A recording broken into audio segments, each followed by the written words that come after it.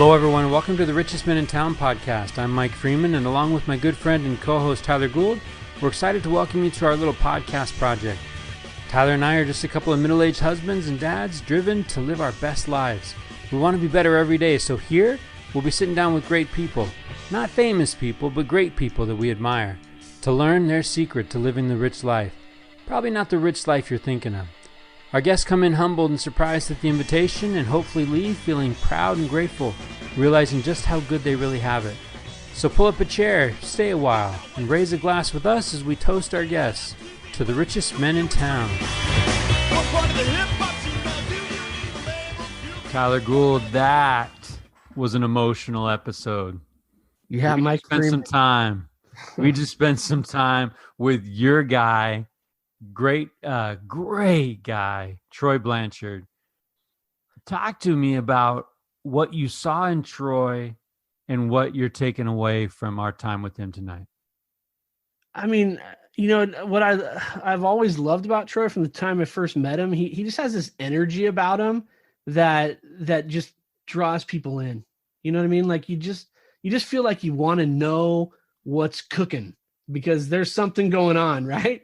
And like so, Gary Miller said, right? There's something in that water. There's something in that water. And the longer I've known him, the more I've got to know him, the more I realize that there's a depth there that I've really, I've learned from. And I really felt like, other people could enjoy hearing him.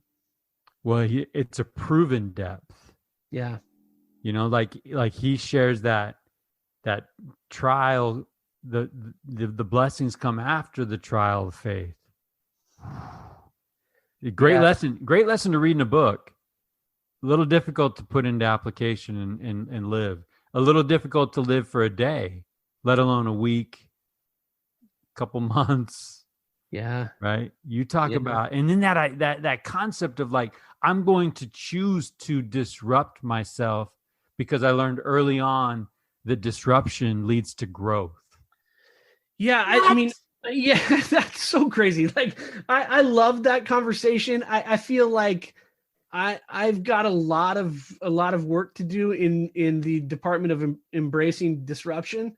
But I loved it. And the thing that I liked about the conversation with him about disruption is that not only did he just have some good talking points about the importance of disruption, he had some great examples of living disruption and coming out on the other side better for it. And boy, that was powerful. I mean, it was a great, there were some great moments where he talked about disruption, and then he connected the dots about how he had moments with the Spirit that allowed him to become better at embracing disruption.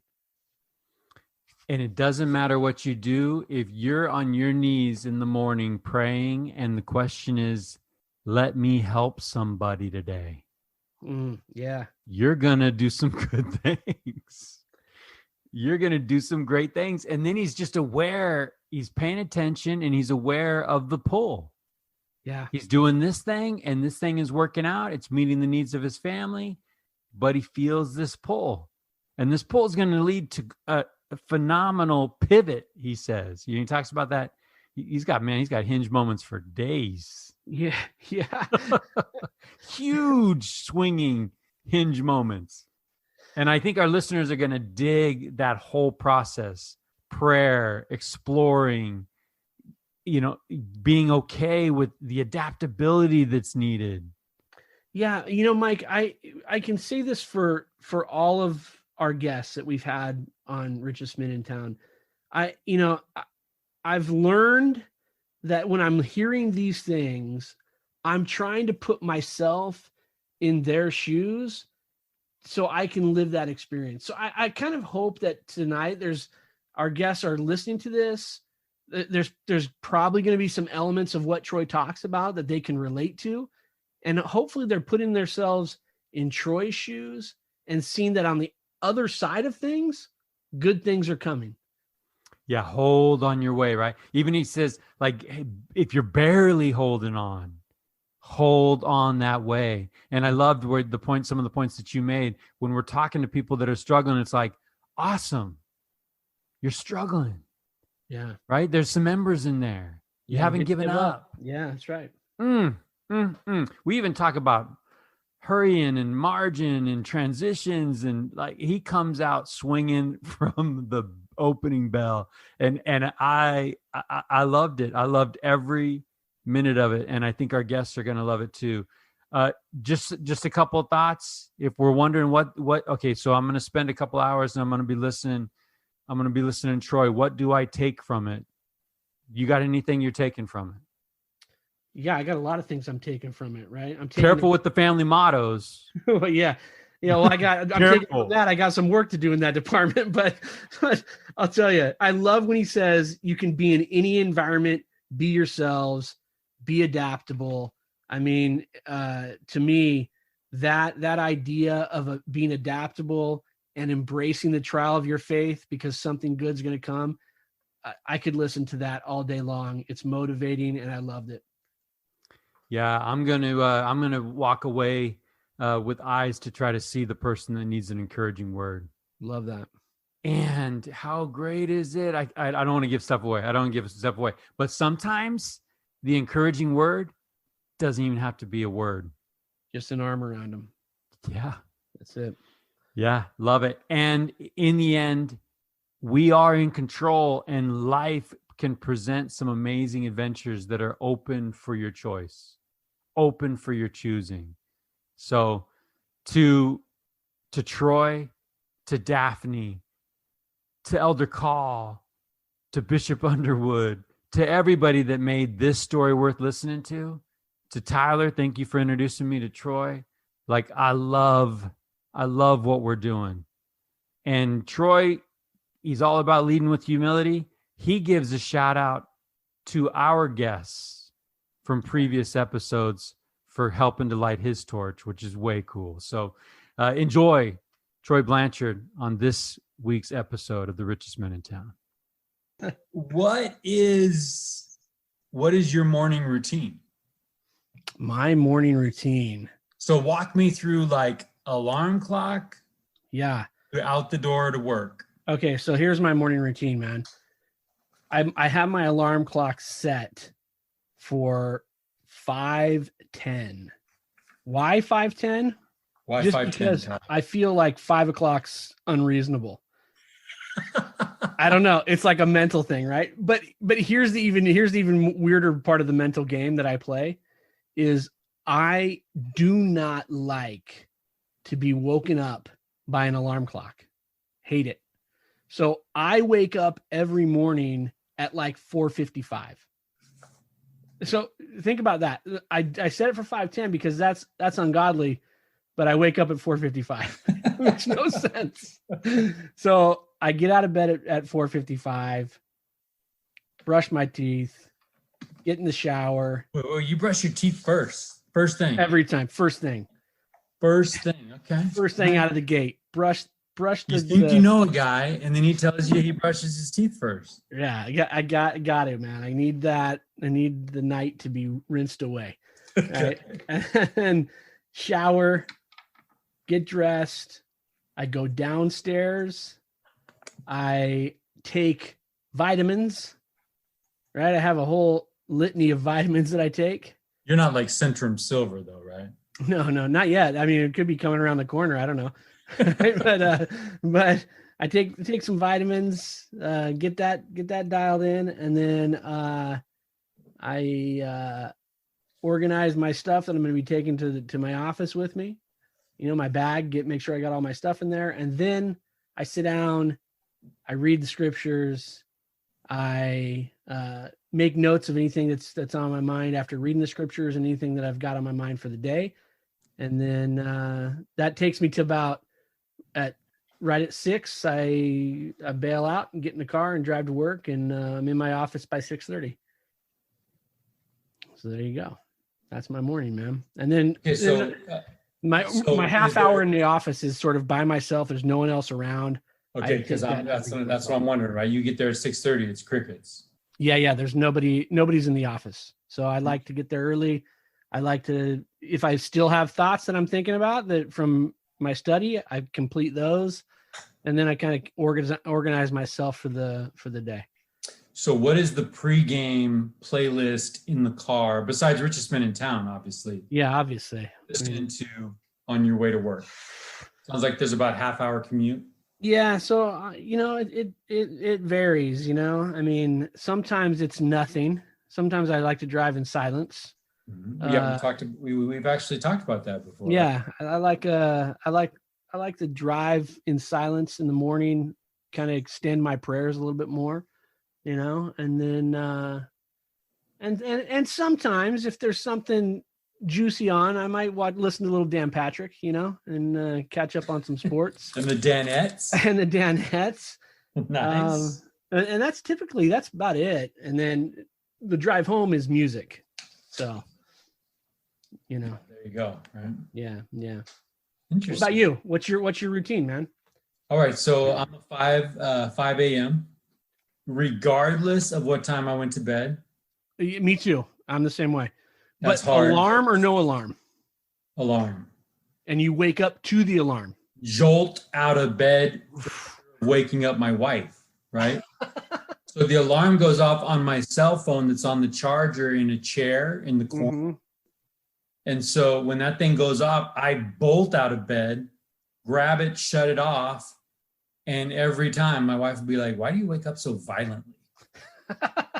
For you, honey. I do it for you. Right? Now, so 5 a.m. Moment of silence. Used to get up, take the dog out. Yeah. Oh yeah. Pour some out for Daisy, man. Pour some out for Daisy. Yeah. So hydrate, right? Chug a glass of water, hit all the blinds, open up the house kind of thing. And then I got a place in the living room where I kneel down, say my prayers, and break open the Book of Mormon. Planner's open at that time, so it's like, yeah, you get, ideas, thoughts, whatever, kind of jot those down. And then, so we're probably about 5:45, 5:50, and I plan out the day. So I'm in the planner. Nice. Making notes of appointments that I've got. I know I've got everything digital, but I kind of like to lay out I used to do this whole thing of like visual schedule even, right? Yeah. The top page of the day, but yeah, I just jot down the meetings that I have. One thing that has come from this discussion, podcast, I do a to-be list. I like that. Top, I write down the things I want to be that day. Things like compassionate, strong, inwardly sound, others focused, that kind of thing. Yeah. Starting to develop the same 5 or 6, which is kind of nice because that gets into the conversation we've had before on this program about like, what do you want to be? How do you want to be described when you're done? Right. Yeah. Mike Freeman, that guy was fill in the blanks. Right. You go after it every day and you throw it out there like, hey, and you can kind of see the opportunities that life presents as you're going into it with that perspective, right? Yeah. You want to be strong, you're going to see opportunities to develop that strength, whether that's physically strong or adversity. Yeah. So at that time, the house is about to start stirring, right? Okay. 6:30, my wife wakes up. At that time, I'm sneaking in a little bit of breakfast. I'm actually trying to skip breakfast. It's probably not the healthiest thing. I skip it every morning. I don't eat it. No breakfast. No breakfast. About 9 o'clock, I'm a granola bar guy. I have a granola bar. That's my thing about 9 o'clock. Yeah. So I'm kind of doing this weight loss challenge thing. And to my mind, it's just like, man, if I could skip breakfast, then maybe go a little bit at lunch, go a lot at dinner, and maybe things will work out. It's not working out very well. That plan isn't working. There's a nutritionist somewhere listening to us going, that is the worst plan ever. Right? What is it? Like, I don't know. Because every once in a while I've heard big breakfast, right? I know, yeah. Most important meal of the day. And then I've heard, what is it? Miser as a breakfast, like eat nothing for breakfast, a little bit for lunch, and then you can eat like a king for dinner. I don't know. Yeah, I don't know. But anyways, notice I'm not anywhere in there mentioning exercise. I know when you come home, that's to happen for me. And so I'm about to change my schedule a little bit because I really think the jogging shoes have got to go on first thing in the morning. All right. I like it. But I'm jealous. I'm selfish about all that other time, right? Yeah, me too. Time and the planning time and all this. Yeah. So at that time, 6:30, 6:45, shower, dress, brush teeth, hit the road. So nice. So yeah, that's the morning routine of I would say I'm a champion, but I've only won like third place in a 5th grade spelling bee. So I'm not. Well, you know what? It's the morning of a third place guy from a spelling bee. No, seriously. Tyler, have you ever won anything? Have you ever won anything? You know what? Not really. I did win the closest to the pin contest in a. All right. Yeah. So that was nice. You know, it was one of those blind squirrel finds a nut scenarios. But and what was your lovely gift? I actually got a week at Disneyland paid. Whoa! Yeah, it was actually a decent prize, dude. That's like something you got to claim on your taxes or something. Yeah, it was like 5 days at Disneyland plus hotel plus food plus. So yeah, I mean for your golf skills, dude. You're no longer an amateur golfer. Yeah, I went pro that day. It was a good day, man. So did you see the prize and was just like, I love me some Disneyland. I got to win this. No, you know how many tournaments I've played in, like, for work and stuff, right? And how many times I've been in you walk up to that par 3 and it's the closest to the pin. And how many times I've just closed my eyes and swung the club because knowing there's no way on God's green earth that I'm going to be the guy that wins that prize. So, it was like a no pressure deal, man. You just walked up and it landed about 6 inches from the cup and there you had it, man. So, is that the closest you've been to a hole-in-one? Oh, for sure, dude. For yeah. sure. Yeah. That's on the bucket list, right? But you got to be good, I think. Yeah, I think you got to be good. But that blind squirrel finds a nut, but if you've already found it, now you got to be good. Yeah, now you got to be good. But what's funny about that is I hit the ball and it wasn't 6 inches. It was probably inside of a foot anyway, right? But it's there. And I walk up, easy tap in for birdie, and I missed it. So there you have it. You're overcome with your winnings, dude. You're overcome with the idea of you're going to go home to your family and like literally throw that down on the table. Oh, this happened today at work. Boom. Yeah. I mean, look, I tell them I've been to Disneyland many times since that trip. And I tell my kids all the time, like, you've gone on one really amazing Disneyland trip. Everything else has been on a shoestring budget, man. Yeah. Well, hey, we've got a friend of yours tonight, right? Yeah. We've got Troy Blanchard coming on, and man, blew me away. I cannot wait to talk to this guy because we have a saying, and we've probably shared this before with our listeners, but in the pre-show, it's all about keeping your powder dry. Right. Like, you got great stuff. You got a great life. That's fantastic. Save it for our listeners, right? Save it for when we're hitting record. Yeah, it's gonna be fun, man. He's got some stuff going on, so I'm looking forward to just open the door, let him in the room, and let's dive into the madness that is the life of Troy. What's going on, Troy? Mr. Troy Blanchard, welcome to the richest man in town. How are you? Doing fantastic. Thanks for having me. Well, we're excited to have you, but we've got a couple of questions. We got a couple of things that we've been discussing on your way in. Are you good with jumping into a conversation that's already been rolling for a little bit? Absolutely. Let's hear it. Okay. Well, I don't want to put any pressure on you because I'll tell you my answer to this was very disappointing. Tyler had a pretty good answer, but the question is, Troy Blanchard, have you ever won anything? Have I ever won anything? Oh, life? Absolutely. Like I think to myself every day, literally, how did I win my wife? Right. I like to think I earned her, but how did I win her? Right. Like, how did I win her over to actually? Tyler, we blew that one, man. We did blow that one. Shoot. I hate having these episodes, Troy, where I got to keep Kelly Freeman away from listening. But I know, right? I can't have her hear that intro. Like, that's going to be okay. That's awesome. Great. I also would like to acknowledge that I won Kelly Freeman. And Tyler, would you like to add anything? Yeah, I mean, Ricky won me. You know what I mean? So- There you go. There you go. All I had, Troy, coming into that conversation was third place in a 5th grade spelling bee. Got a trophy. There you go. Well, that's the beauty of editing if you want, right? Yeah, that's right.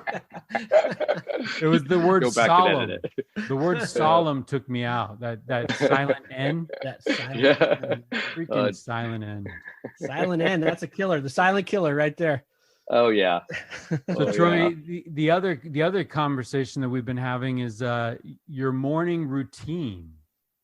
Right. Oh yeah. You talk about kind of winning the day and that morning routine, and you hear all kinds of things out there about what an effective morning routine looks like. But I'm interested in something that's in practice, right? So Troy, walk me through from when your alarm hits to work go time. What does that look like for you? You know, I think, you know, the morning routine versus during the week versus during the weekend is so drastically different, right? But for me, that alarm usually goes off and it's dark outside and I'm wishing I had more time to sleep.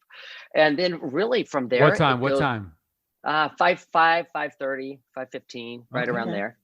And then from that point of time, I get ready. Are you a snooze guy?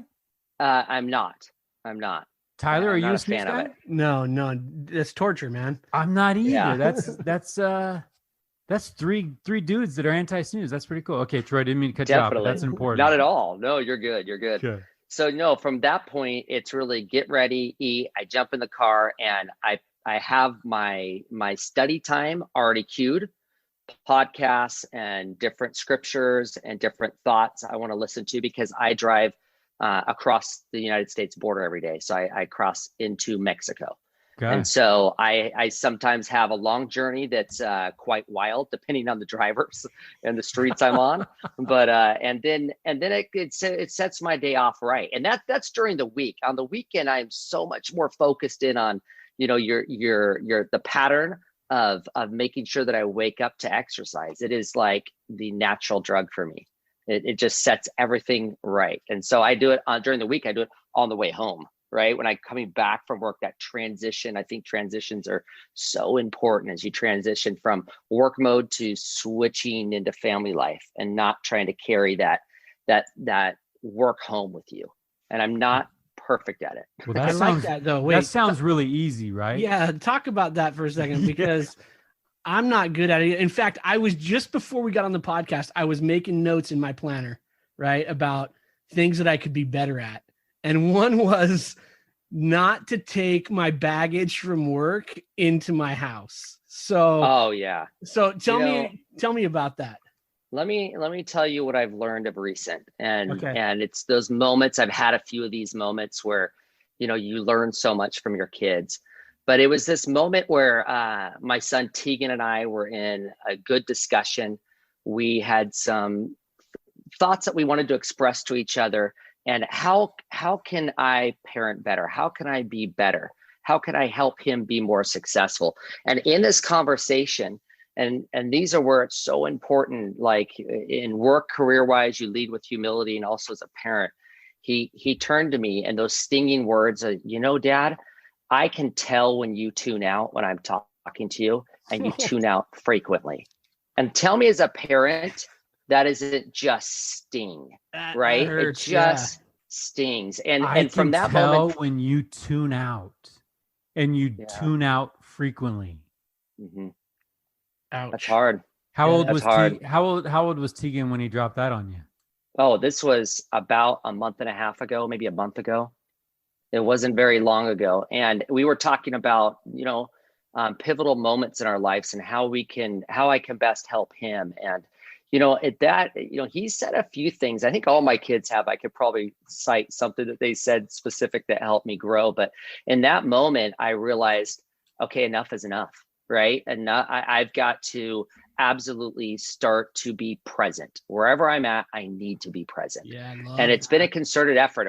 It's not been a flip of the switch, but I will tell you, it has changed my habits the last 6 to 8 weeks. Okay, well, I love what you just shared. Just so you don't beat yourself up too bad, you must have had some currency in the bank as far as your relationship with your son for him to even have the tenacity to share that, right? Yeah. You gotta be on some kind of good ground, a good foundation anyways to start with. But wow, that's an amazing thing. I think it goes back to, when I was growing up, when I think of my parents, there's such a relationship there with them that I didn't realize at the time. I thought this was normal, right? I thought, oh, everybody's like really close to their parents and tells them everything. So my parents and I had a little code, right? I'd call up and, hey, can I stay the night and have a sleepover at Jimmy's house? And they're like on the other side of the phone, is that really what you wanted to do? No, Dad, we'll be there all night, right? The first key word is whatever I really wanted to do, right? And that's kind of how, when I was growing up in the teenage years, that we had this relationship, and Dad, I got to come home now. Hang up the phone. Sorry, guys, got to go home.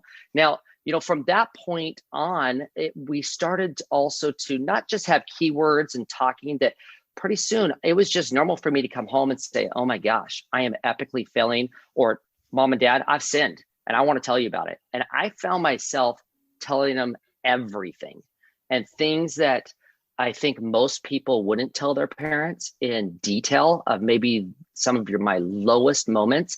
And they would rally around the table and say, okay, this is what we're going to do to help you. And then they would check in on me, and then I'd go back. And knowing that was the way I grew up, I remember talking to my wife, Daphne, and we were talking about this. We wanted the same thing. We wanted that anytime that our kids could just divulge anything, and they would know in advance, look, we love you unconditionally.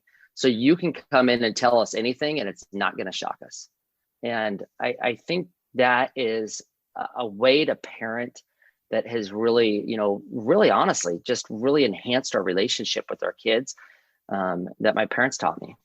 Okay, so what is this, man? We're getting in, Tyler. Yeah. But what is the secret to not freaking out? Because one thing is to say those words, right? Hey, we love you unconditionally. You can come to us with anything. How do you not freak out when they do? For me, I think with each of the kids, first of all, I've heard you guys on your podcast. We've all done some stupid things growing up, right? And keeping in the context in yourself of what you might have done, or what you witnessed your brothers or sisters or friends or others do, and just kind of almost expecting, hey, they're going to do something incredibly challenging for me to hear, or they're going to believe something that's challenging for me to hear. And so when the words come in of, I don't believe, or they come in and say, I've got this problem, or I've got this going on, it is more about, oh, I'm so sorry, right? You feel bad for them and you want to help them. And I think they know that, because the approach is, whatever you're facing, if I can help you and you're not doing it in private, right? That you're actually explaining it to me, how much richer will our relationship be knowing that I did everything I could to help them, instead of not wanting to hear the bad and the ugly, right? I love that, Troy. It's interesting too, because I think I've been in those situations with my own kids, right? Where things have been said that you're just like, whoa, okay, but I think the interesting thing is, I think prior to that conversation in my mind, I was never sure how I would react in those conversations, right? Even though I knew the way I wanted to, but I also knew the way that my parents reacted to anything that I ever said in my life, which was not the smoothest conversations ever, right? But I remember it. In particular, one of those first conversations that were tough, just feeling like this overwhelming feeling of just compassion. Like, shoot, like they're going through something that really sucks. And it's weird, because I remember thinking like, oh crap, I remember when I was going through that. You know what I mean? And so I love that, though, your thought of just being like really, cognizant of the idea that, hey, they're going through something that I've been through stuff too, and it's my time to coach them through it. That's and, really and really, when else do we have this opportunity to be able to say, hey, it's okay, right? Yeah. Regardless of what it is, it's okay. And you're not sharing this pain or this fear alone. We're going to share that burden with you, and we're going to help you, right? Yeah, I love that. It's some of those choice moments. Well, and if they're by themselves, who are they going to turn to, right? They might turn to people that aren't going to give them the best advice, or, you know, or we think about our own personal experiences growing up, and some of those hard things we went through alone. Oh, So yeah. we really want to avoid setting our kids up to go through hard things alone. Mm-hmm. Yeah. Wow. Troy Blanchard comes out guns blazing. We go from morning routine and commuting to Mexico every day for work to like companionship inventory with your son. I want to circle back to a word that you said earlier, though. You said, you talked about transitions, and you said transitions are really important. Can you talk a little bit more about that thought and your thought about transitions? I'm just curious. I agree with you. I think in theory, but in practice, I think I'm way off the mark. So I need to learn something, man. Yeah, this is something that my wife introduced to me, and we were talking about specifically about how difficult it is going from more of a corporate world, high pace. It doesn't matter what you're into, whatever it is. It could be whatever's stressing you out or consuming your mind or at the time. And it also applies to transition to family time, but it's also transitioning into faith building experiences. It's transitioning into communication with our Heavenly Father. It's transitions into going anywhere from into a workout or going into a study time. And some of the best practices that she had studied and just that we had discussed is that if you don't, you lean into whatever emotion you're feeling, you recognize it, and then you transition out of it. And usually for me, that's a transition into an activity between the activities. So between coming home, hitting the gym or working out, and then coming home. If it's study time, then it's actually that stop the phone, stop the instant messages, transitioning and preparing. You're in a better mental state to receive inspiration or thoughts or reflection back on things that you've learned that will come to mind to help you through something. So you're being very intentional about how there's a shift from one activity to the other. It's not just by happenstance. Like, I just got to work. I'm going to start working out now. I'm coming home from work, I'm doing this, and then it's leading me to this. Absolutely. There's a Sunday tradition we have, right? And one of the transitions I want that Sunday morning, my kids to wake up to hear Christian music, right? And I want them to be able to know it's a separate day, it's a different day, and we're going to transition to just elevate ourselves. And it's a small signal, right? It sets the tone in the house, and it transitions us to ready to go into a worship mode. And you know what I love about that, man? It's so funny that you say that. It's when I was a kid, one of my good friends, who I'm still good friends with, shout out to Kurt Holmgren, who's living somewhere in some part of the world I don't even know, right? But we listened to punk rock music constantly, right? That was our go-to. On Sundays when we hung out, it was always Mormon Tabernacle Choir with Kurt. Oh, really? Yeah, that's and cool. Like we'd be in his car wherever we're driving. If we're driving from church or to a fireside or whatever it is that was going on, I'd get in the car, into his car, and it'd be Mormon Tabernacle Choir. Oh, and I remember at the beginning, I was like, what is going on, man? But now it's funny because that's what I do. Every it's Sunday, a subtle shift, right? Yeah. It's a subtle shift, but it tells everyone, hey, good morning, this day is different. And it tells your subconscious, right, is like just in a different frame. I love that. That's a great thought. Well, I think that the challenge with transitions and managing transitions is establishing the margin in your life. Absolutely. The buffers between appointments. How many times have you looked at your calendar and you got a 9 o'clock and you got a 10 o'clock and you got a 10:30 and you got an 11:15, right? And it's like, yeah, you're describing it exactly. and what does that look like? Even mental margin and mental space to manage those transitions, because hurry is the enemy here, right? Yeah. When we're hurrying, you're all of those things are by the wayside. And so how do we, I mean, is that we're the enemy and the way we're scheduling is a problem? Or is it possible to bounce from space to space, from Zoom to Zoom even, and still establish that transition? Like, okay, I'm going to leave what I was just talking about and I'm going to be 100% present with you. That sounds really easy. It sounds easy, but I think look, I think that's super hard, right? Like, I don't feel like I'm being fair to someone to jump out of one conversation and immediately into the next conversation. Mm-hmm. Because the first 5 minutes of that next conversation, I'm still processing my last meeting, right?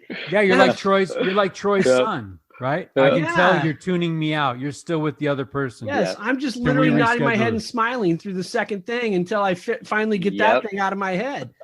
So I'm really bad at that. But I do like the idea of like you talk about margins, Mike. I like the idea of finding what those are and what's appropriate that gives you that transition to be able to say, okay, I'm free and I'm clear and I'm ready to go to this next thing. Well, and I'm sarcastic, right? But like as an educator, we are learning about mindfulness, and we're learning about meditation, and we're learning about breathing, and we're learning about some of those things. And I jokingly, when I come in to a meeting like that, right, crazy from one into the next, I'll jokingly say, hey, can I just take a second and kind of, do some cleansing breaths? But that's great. I'm not joking. Right. Yeah. Even some deep breaths and saying, okay, let's just get present with each other. But right now it's trendy. So people don't look at me like I'm weird, right? Yeah. Because of the condition everyone's in right now. That's a popular thing to do these days is box breathing and, I had a friend. This reminds me of a friend. It's Chris Eady. I hope I'm not giving up any of his secrets. He's a teacher up in Provo, Utah, and one of the things he taught me. I remember I was having a hard time scheduling in a workout, and he was involved in all sorts of different levels at school, not only teaching but on the admin side. And one day I was with him, and it was in the later afternoon. He called, and he just explained, "Oh yeah, I'm booked tomorrow at 3." And in my head, he's talking to somebody at work, and he says, "I'm busy tomorrow at 3." But I knew he was going to go work out tomorrow at 3. And so I said, "Hey, didn't you just tell some of your teachers you couldn't meet with them tomorrow at 3?" He's like, "Is that any different than any other appointment? You have to schedule in your life those transitions, right? You have to schedule it in. And the truth is, I am not available. I've already personally made an appointment with me." And it was interesting because that was kind of the transition of saying, "Oh, I'm sorry, I'm already busy. I've already got that hour booked." You don't have to tell people, and nobody asks you what it is, but why wouldn't we book in transitions, right? Why wouldn't we book in and say, "I'm not available at that time"? And if you just end it, doesn't matter who you're talking to, people aren't going to say, "Well, wait a second, what are you doing for that half hour?" Right. Right. But in the intentionality of scheduling time for yourself. Yes. And that's rare. That feels selfish, right? But like, I think that's the idea, is that self-care isn't selfish. Yeah, it's interesting because that's that I was telling Mike, I'm working this new planner, but one of the questions in it on this episode is brought to you by Monk Manual. By Monk Manual. And one of the questions is, what did you do for you? Right. And I think that's, obviously. That's okay. Well, hold on, Tyler. Yeah. It's 7:39, right? 7:39 Pacific Standard Time. What have you done for you today? Yeah, that's a great question, dude. I fail at that one all the time, man. I got nothing. I don't think I've done anything for me today. I got to go with my daughter to her patriarchal blessing. There you go. Oh, wow. That's cool. Right? Oh, yeah. There you go. That's a walk-off. That's a great That's answer. right. That's a walk-off, definitely. Well, Troy, you're familiar with the program. We're here to break you down, man. We're here to pick to pick things out of your life that are going to resonate and help us to be better husbands and fathers and better better friends, and better people. So let's go back, right? You Okay. hinted at your childhood. You hinted at things that you had as blessings, wonderful relationships with your parents. Talk to us about growing up and where are we at and what was that like? Oh man, I have 3 older brothers. They're fantastic. I've got these memories of being, in the hall closet, and all 4 of us laying on a different bench, and we'd shut the closet door, and my mom would be going around going, boys, looking for us, right? The memories of my brothers gluing my fingers together or putting me through the spanking machine. I mean, just a cool childhood, right? I was in, basically I grew up in Oregon, and then this huge change of, 15 years old, you're about 16, at the time I was loving it up there. And all of a sudden, mom and dad come home with, we're relocating to Las Vegas, which, if you live outside of Portland, Oregon, and you move to Vegas, they're quite the polar opposites, right? And so that actually was probably the best thing for me. It created disruption in my life, right? And I think that disruption, you get to reinvent, right? You get to start to go back, and you start to realize what's important, and you kind of get to start a redo, right? Whatever you want to do different, and that was a good experience. My mom is a convert to the church. She she wanted to be baptized when she found through a good friend of hers, and she had to wait till she was 18. And my dad also grew up with just an all-star, parents. They were not active in the church, but just an amazing, what we called at the time home teachers, somebody would come and visit every single week, which, over years and years of visiting, brought my grandparents back into the church. And I think those 2 experiences, my parents, because they had to really stretch to have a relationship with our Heavenly Father. They yearned for it. They didn't necessarily have it wasn't as easy as a pathway. That growing up, that was a great way to grow up, where they had this deep belief and showed both in action and words, just that God answers prayers. And that guidance was invaluable. It was a fantastic way to grow up. What did your parents do? What did your parents do that led to the relocation? What kind of? My dad was in banking, and the bank that he worked at got acquired by another bank. Okay. And my mom owned her own company, and so she was able to work from either state. And so it was fun. It was fun to watch my mom be an entrepreneur, and my parents were like equal partners, and it was just it was a good experience for all of us relocating. It was, now I can't say that for my next brother up, but for the rest of us, I guess I was the last one. Now that I think about it, I was the last one. My older 2 brothers were out of the house when we relocated. So Troy, you said that it was disruption and it was good. Now, yeah. I've rarely heard people describe disruption as good.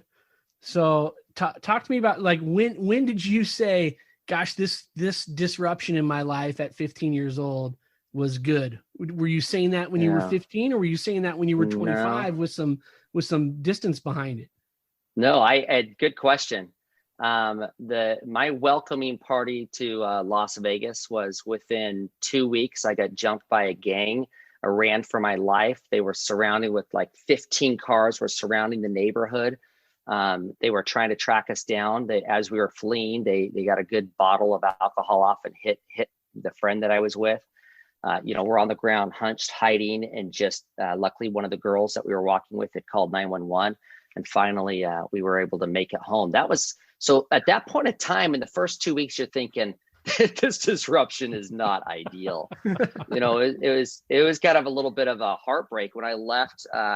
Where I was living up in Oregon, I was heavily involved in football at the time. I was involved in student government.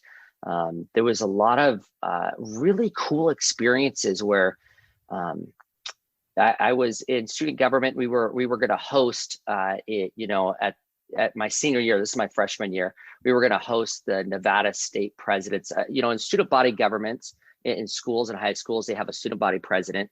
That student body president then goes to a nationals or a state association meeting once a year. And so all the student body presidents come together and then they vote in a president. And they do that at whatever state is hosting it. So our high school was going to host it our freshman year, and I was part of the planning team. I mean, it was going to host it our senior year. I was part of the planning team. And so I think when there was this moment in high school where I realized, if I'm student body president, I get to go back to the high school my senior year. And that really fueled me to get involved. And then the second thing is my dad had called the football coach and said, "Hey, my son's quarterback, strong safety. He's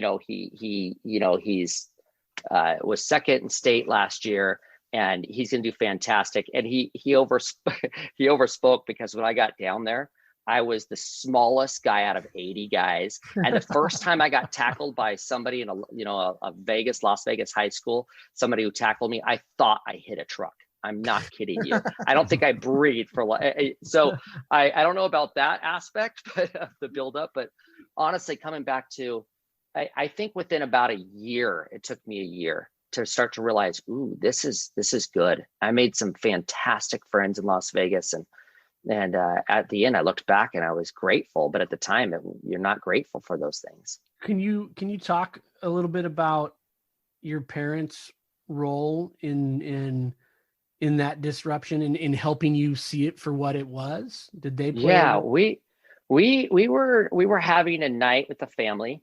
We did it every Monday night, a family home evening, and we would get together. And really, for those that don't know what that is, that's listening, it's really just a time set aside to be with your family. It can be any night of the week, but it's something you set aside for at least an hour, 2 hours to connect and to some sort of life lesson. It could be spiritual, could be anything. And during this time, my parents broke out this map and said, this is what's going on in your father's work. And we have two options. We're going to Boise, Idaho, or we're going to Las Vegas. And then they just let us complain, discuss, talk. My brother, Jared, that is just older than me, he's like, well, can I stay in Oregon a little longer? And they were very open to that. And then they just really let me vent. That was probably the easiest, because the first thing that they did after I kind of vented and we discussed things, what am I going to do? I'm involved in this and this and this and this. They said, why don't you fly down there with us? And they flew down and chose 2 areas of the town and then said, Troy, you decide.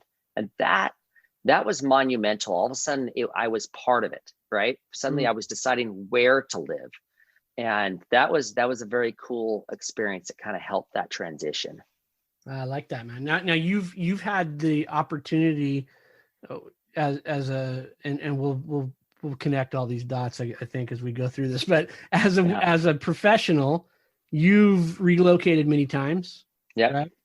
Yeah. Has that process looked similar with your own children? Yeah. Let me tell you a story. So, back in 2011, well, let me jump back just before 2011. When Daphne and I were first married, we decided that we wanted to have a motto, right? And we wanted to kind of march towards something as a family. And we decided that we were going to say we're going to be globally minded, but spiritually grounded. And that is what we decided to do. And so we, as one of part of what hold on. Let me just pause there. Yeah. We're talking global. Like not just like community or state or country, globally minded. Correct. Can I just drill into that a little bit? Because go for it. I love the idea of the family motto. That is intriguing to me, where that would even come from. Yeah. Like our motto was like, don't rub your Cheeto fingers on the couch. You know what I mean? Like, it's a little different. Yeah, I'm thinking that is very, I think that's very wise, but like what was the process that led you to choose of all the words in the English language to go with that as your family motto? You know, when I was, my family, my parents, we love traveling. We like, my brothers, you know, we like going abroad. And when I was dating Daph, we had a map in my college room, and my brothers, you know, were in there, and we were planning a trip to South America with the boys. And they, at the time, Eric, my brother, my second oldest brother, and Jared were flying back and forth to Korea. They decided they wanted to teach English in Korea at the time. And I really wanted to go down to South America and backpack down there. And I remember Daph, we dated for about a year and a half off and on. And I remember her coming in and saying, I want to go to South America. And I remember turning to this is joking. I said, well, you got to be a Blanchard. She's like, all right, I'm down. Right. And it was this total, you know, the first seeds, right, of this is what we want to do. We decided things weren't as important, but experiences were. And, you know, in our first, I think, year and a half, we'd been to 6 countries. And if you were to go to our house, you would walk into our house back then and think we were the poorest of the poor, because we literally had 3 pairs of jeans and 4 t-shirts and, you know, used grandma furnitures from the 60s and TVs that didn't work. But guess what? We had plane tickets, right? Yeah. And so that's really where it spawned from there. Wow. Okay. So yeah, I didn't mean to, I just No, feel you're like good. I needed some exploration a little bit, right? Because I think I'm more with Tyler's family and like, hey, don't lick your fingers while you're bowling, right? I mean, That's a good motto too, though, Mike. That's a really good motto. That is. Stick with that. Especially now. so globally minded and spiritually grounded. Yeah. That's So fascinating. that's where, and you know, Daphne really wanted to live out of the country. I did too. I thought that would be a cool experience. And so to go back to your original question, you know, before I fast forward to 2011, we decided, hey, let's raise our kids speaking Spanish. Daph at the time was studying Spanish. She decided she wanted to learn Spanish in college. And I knew Spanish from living down in South America in Ecuador, Guayaquil South, for my mission, my 2-year mission. And so we decided our kids will be bilingual, you know, and that's what we set out to do. And so that's how we connected to that, right? To make sure that kids connect. I remember my son, you know, Tegan. So my oldest daughter, MJ, Maddie, and then my next one, Bree, you know, and Ash, they were all involved in Spanish, right? It's just is what the family does. And I remember one day my son came home and he turns to Daphne and he says, I don't want to learn Spanish. I don't want to learn Spanish, because they're in Spanish immersion. And his mom turned, Daphne said, well, son, then you were born in the wrong family, because this family learned Spanish, right? And that was it. It was never brought up again in the house, right? That's awesome. So now going back to 2011, you know,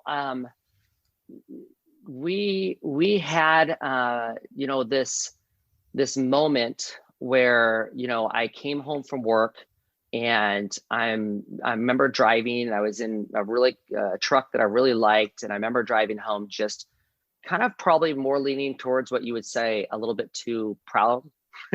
I was thinking, oh man, we've got the house I always wanted. We got the vehicle, companies are good. My job's great. Life is great. I walk in the door and, you know, my wife is obviously juggling kids and just put them down. I turn and I'm like, Daph, isn't life incredible? Look at all we have. And she turned and she said, what does a girl have to do to live out of the country? That was our agreement before. And instead, now we have trucks and cars and employees and businesses and jobs. And that's not what we set out to do. These are not the things that I wanted.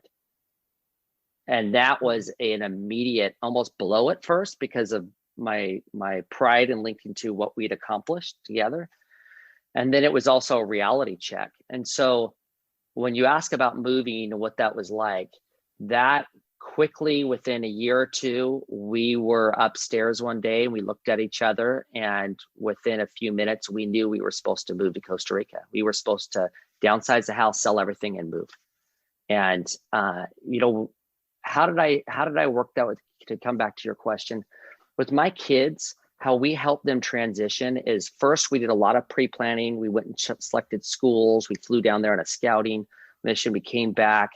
And then honestly, knowing how impactful it would be, imagine my oldest daughter is turning 16. She can finally date at 16. She gets a driver's license and she's months away.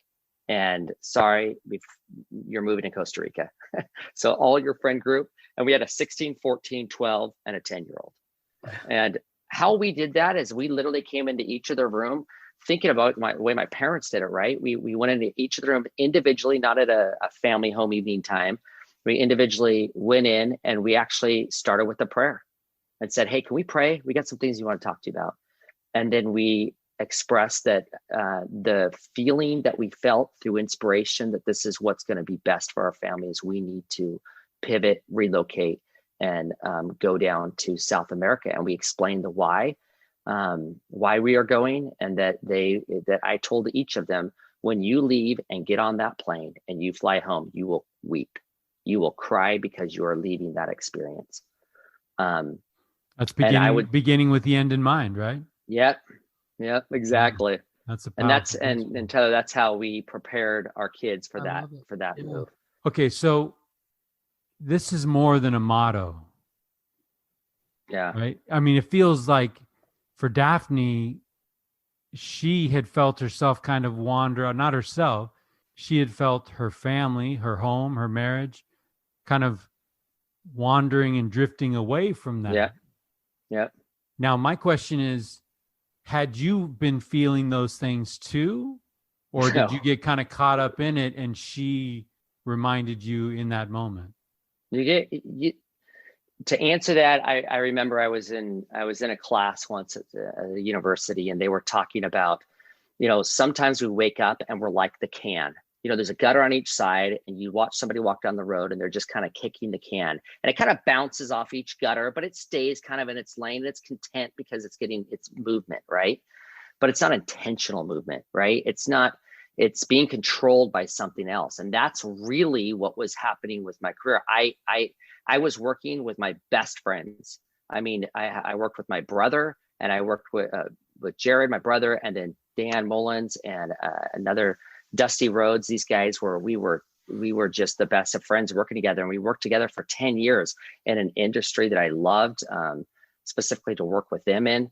It was just a fantastic experience. And all of a sudden, bam, well, I didn't leave that company until later, but to kind of pivot and not live down the street from all these guys and be with them every day. And I just forgot that focus of what we had agreed upon. Our kids were fluent in Spanish. My daughter's years away from moving out. This is the time if we're going to go live globally. But drifted off that. She's feeling like a bait and switch. Right? Yeah. Hold on. Yes. I signed up for this thing with this guy. Where's that guy? Yeah. Right. Yep. Exactly. Well, that is a brave moment in the Blanchard home to be able to have that conversation. So I want to dive into a little more detail, maybe in the decision-making process. But before we get there, you talked about your parents growing up and their faith and their example of faith growing up. At what point in time does their faith become your faith? At what point in time are you standing on your own 2 feet spiritually? Yeah, for me, I wish I could say it was sooner, but there was this choice moment, right, for me, and it was when I was 19. But I'd always felt on the faith side, I felt good. I felt good where I was at. I respected, I liked the association at church. I definitely leaned on their testimonies and their faith. But there was a pivotal moment for me. And that moment was, you call them hinge moments. I love that. I love defining moments, these defining moments in our lives that really define. You've mentioned this before, and I just loved Choose Your Own Adventures, right? And I loved them for the fact that you can go at any path. It doesn't matter where you necessarily go, so long as you do it with intentions and think about it. And I had chosen at the time to go serve a mission. And, it was the first time in my life that I'd really wanted to pray and get an answer to something. And you know, in the Church of Jesus Christ of Latter-day Saints, you go into this mission training center, and everybody around you has been preparing spiritually and morally, and they get into this environment, and it's rich with the Spirit. You feel the Spirit there. You get answers to prayers and guidance. And I was feeling nothing. I mean, nothing. I'm talking week after week. Then I'm praying, Heavenly Father, is the Book of Mormon true, right? And I suddenly realized, oh, I've been living off of everybody else's. I'm going to get this answer. But when the answer didn't come, day after day, prayer after prayer, fast after fast, I decided I was out. It's time for me to move on. I was going to go live with my brother, who was just, a couple blocks away from the MTC. I decided I was going to go call him, right? I was going to walk out of there, and I was going to go call my brother and just tell him, come pick me up. And I know he would have. So I left the room, right? And I decided one last time. And so I went to this wooded area. I got on my knees. I made sure I was in the woods. I truly poured my heart out, and absolutely nothing. And that is a hard thing to swallow, right? When you're watching other missionaries around you tearing up or emotionally moved, talking about answers, that God answers prayers. And I was thinking, I've never really earnestly prayed for a specific answer. I've prayed all growing up for things like, let us be safe, bless the food. But something that I really, really wanted, I didn't remember a time that was so trying up to that moment. And I was walking to go gather my stuff, right? Because you're supposed to be the companion, and I wasn't with that companion. And so I headed to this building, and so you were rogue. Oh yeah, I was gone. Yeah, I went rogue. Yeah. You went rogue at the MTC. Yeah, I'm guessing by now it's been a half hour, and people were, at least my elder Call, my teacher's name, and just I would love to reconnect with him one day. Huge shout out to him. He was standing at the building as if he knew where I was going. He was just standing at the door, and he looked at me, and he talked a little bit about a scripture about Ether 12:6, which basically says, until your trial of faith, right? You're going to have a trial of faith, but stay fast, man. Stay strong. And after your trial of faith comes your answer. And he expressed at the time, which was a very cool, deep expression of, hey, in my life, I've grown up and done everything right. I came home to, I believe he said, divorced parents. He gets married. They can't have a child. He's been praying for these things, and a lot of things have gone wrong. He's like, I don't know why we can't have a child. And he tears up, and he's like, and we are praying and we're praying and we're not getting the answer. So please, Elder Blanchard, please don't leave. Prove to Heavenly Father and pray to him and tell him, bring on the trial of faith, and I'll be here until it's over. Do that. I will do the same. And I have to say, it was the most epic moment in my life, right? Of deciding whether or not I was going to leave, because in the Choose Your Own Adventure, I feel like my book is thick full of adventures, and I have no idea, well, I have an idea if I would have gone a different direction. But at that moment, I chose that. I'm gonna wait till my trial of faith is over.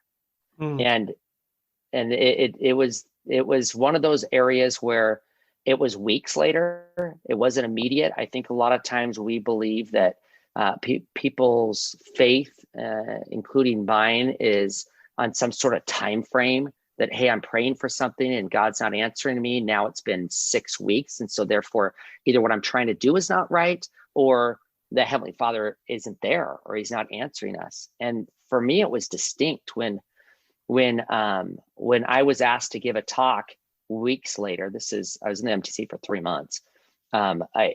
Weeks later, I remember reading a verse, and as I was just reading in the Book of Mormon, I was preparing, and I just felt this overwhelming, incredibly warm feeling. And it was, I can't explain it other than celestial. And I just knew that what I was reading was true. And that was just weeks before I had to leave, right? But I had already decided I'm going through this trial no matter what. And the coolest part about that is when I was leaving, Elder Call, barely being able to speak, told me that his wife was pregnant. And that get out of here. I'm not kidding you. And it was one of those moments where I'm like, oh man, what a defining moment in my life that I'm so grateful for. but just an absolutely unequivocally, I knew that there was a God at that point.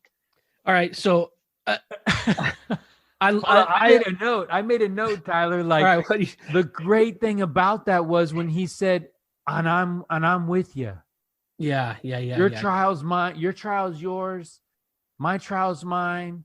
But come on, Elder Blanchard, right? After this comes the blessing. Comes the miracle, comes the blessing. And I think too, like that's so, first of all, Troy, I appreciate you sharing that. Like that is such a good story. I think that there is a misperception, right? When it comes to prayer and it comes to answers to prayer, right? That maybe we have to have a clap of thunder or a bolt of lightning, or we have to have this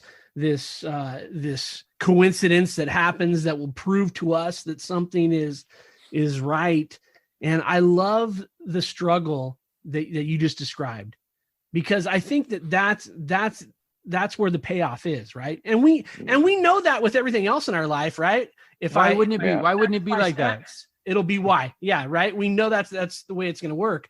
But I think spiritually, we feel it should be something else. And I think it's important too, honestly, for to have that conversation, I think, on a regular basis with just people in general about how prayers are answered, right? Oh, yes. That's a powerful thing. But even how to pray, right? Yeah. And as we tune in and as we study, the Holy Ghost helps us with how to pray, but that it's a wrestle. And that we believe in a fourth watch God. And a lot of times those answers come when they have to come, right? When your back is against the wall and you've been tried and you're looking for that deliverance, that's when it comes. And Tyler, I'm 100% with you. Somehow there's a misconception out there. Yeah. And if we're guilty of it, right? If we're talking about like prayer, like we microwave popcorn, we've got to change that narrative, because it's doing harm to people's experience. And Troy Blanchard, bless that elder call. Oh yeah. Because if he's not there in that moment, your brother loves you, man. And he doesn't want to see you. He doesn't want to see you struggle or suffer, right? And he probably does pick you up. And you can play that out in your head, right? And I'm not saying that you won't be true to the faith and be in a great place, but like, you weren't in Ecuador. That's right. He wasn't going to drive you to Ecuador. He was going to drive you down to Sonic and probably hang out with you. But like, bless that guy for being there at the right time and likening scriptures unto you. Well, and can we talk about the way that process worked, right? I mean, I just want to point that out for a second, because it was pray. And I'm sure in those prayers it was specific, like, I want to know this. I need to know this. It's not coming. It's not coming. It's not coming. I'm just going to prepare for this talk and open up these scriptures and read out of here, because this is what I'm out of duty. Yeah. It's my duty. You're 100% duty. The answer is there. Right. Yeah. And I think I just think it's super important to have this conversation, because there are people right now who are going to listen to this, who are listening to this, who are saying to themselves, I have never had an answer to a prayer. Right. Yeah. And they're recalling all of those same experiences that you recalled, which is, I was on my knees in this moment. I was on my knees in this moment, and I was on my knees in this moment, and nothing came. And I'm done. And I love the idea that, hey, that's just laying the groundwork for what comes, right? I mean, I can't help but think, of the Book of Mormon and Enos, right? And the struggle. He talks about the struggle, wrestling, the wrestle. Right. Those words, I think, are so purposeful. And I think that if we're all sort of recounting our conversion and we're honest with ourselves in that conversion, I hope there's a level of struggle and wrestle that's a component to our own personal conversion stories. Hey, Tyler. I'm going to go on a little bird walk here, but I hope it ties in, right? Because we do this show. We put this out there every Monday at 6:00 Pacific Standard Time. An episode drops, and the fallout happens, right? People listen. People reach out to Tyler. They reach out to myself. They text. They email. It comes up in the meetings I'm in, right? A lot of Mother Teresa talk recently. A lot of our guests, we've thrown out some quotes, and I had a conversation with someone, and he brought this up. I don't know if you guys remember, but after her death, her letters came out, and they revealed Mother Teresa had doubts. She had struggles with prayer, right? One quote, she says, "Jesus has a very special love for you. As for me, the silence and the emptiness is so great that I look and do not see, listen and do not hear." That's Mother Teresa, right? But out of duty, she kept on her way, right? And she held on her way. And sometimes guys, the heavens feel closed. And sometimes we just got to do like Troy was saying, open up my Book of Mormon and prepare for a talk. And here we go. And in the path of duty come answers. And I man, if we can just bang on this drum as loud as we possibly can for old and young to hear that we've got to understand prayer. We've got to understand that it's a spiritual form of work, and that it's a wrestle, that it's a process of trying to align our life, our will with what God has in store for us. Ironically, right, Tyler, your daughter just got a patriarchal blessing tonight. Mm-hmm. That's a map. Right. But as she's faithful on that path of duty, those blessings become reality, right? They become actuality. Yeah, and I think there's this process that we don't talk about enough, which is just learning how to hear, right? I mean, I think that gets lost because we want immediate satisfaction. I'm the worst at that, man. Like, I demand satisfaction right now, right? I want to get on my knees. I want to say my piece, and I want to have it laid out in front of me, right? But I think that there's this process that I've had to go through where it's just, how do I hear? How do I listen? What does it feel like, right? You know, I've never heard a voice. I've never seen something. But I've felt it over and over and over. And now I'm 46 years old, and I can recognize that feeling now. But that's 30 years of work, practice and work, trying to figure out what that sounds like, right? And so I love that. I love that story, Troy. I think it's important to share. And so if we can kind of fast forward, right? You serve. Well, can I? Yeah. Please go ahead. There's so much there. There's so much. I actually love this juxtaposition where, I mean, I love that idea of choose your adventure. And I think that you as a kid had your life disrupted out of your control. And you said it was a good thing. And then you marry this amazing woman named Daphne who chooses to disrupt. Definitely. Absolutely. Think about that, right? The benefit of disrupting is so powerful that you can actually choose. And it reminds me of a book by Whitney Johnson. And Whitney Johnson, Morgan Jones had Whitney Johnson on her podcast, All In. And the book is called Disrupt Yourself. And how we can get out of these patterns of comfort, get out of these guardrails that we have to kind of keep us on this train track. And that's the thing that comes up from time to time.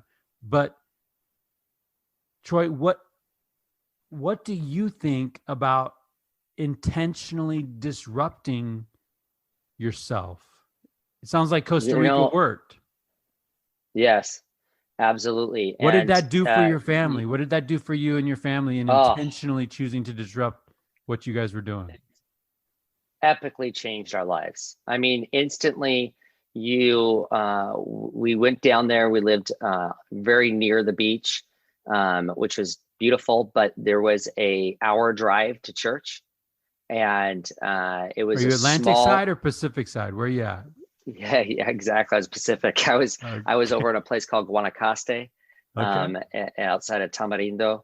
And the drive into Santa Cruz was about an hour. It's a very small group of people that we go to church with. This very small group is like 40 to 50.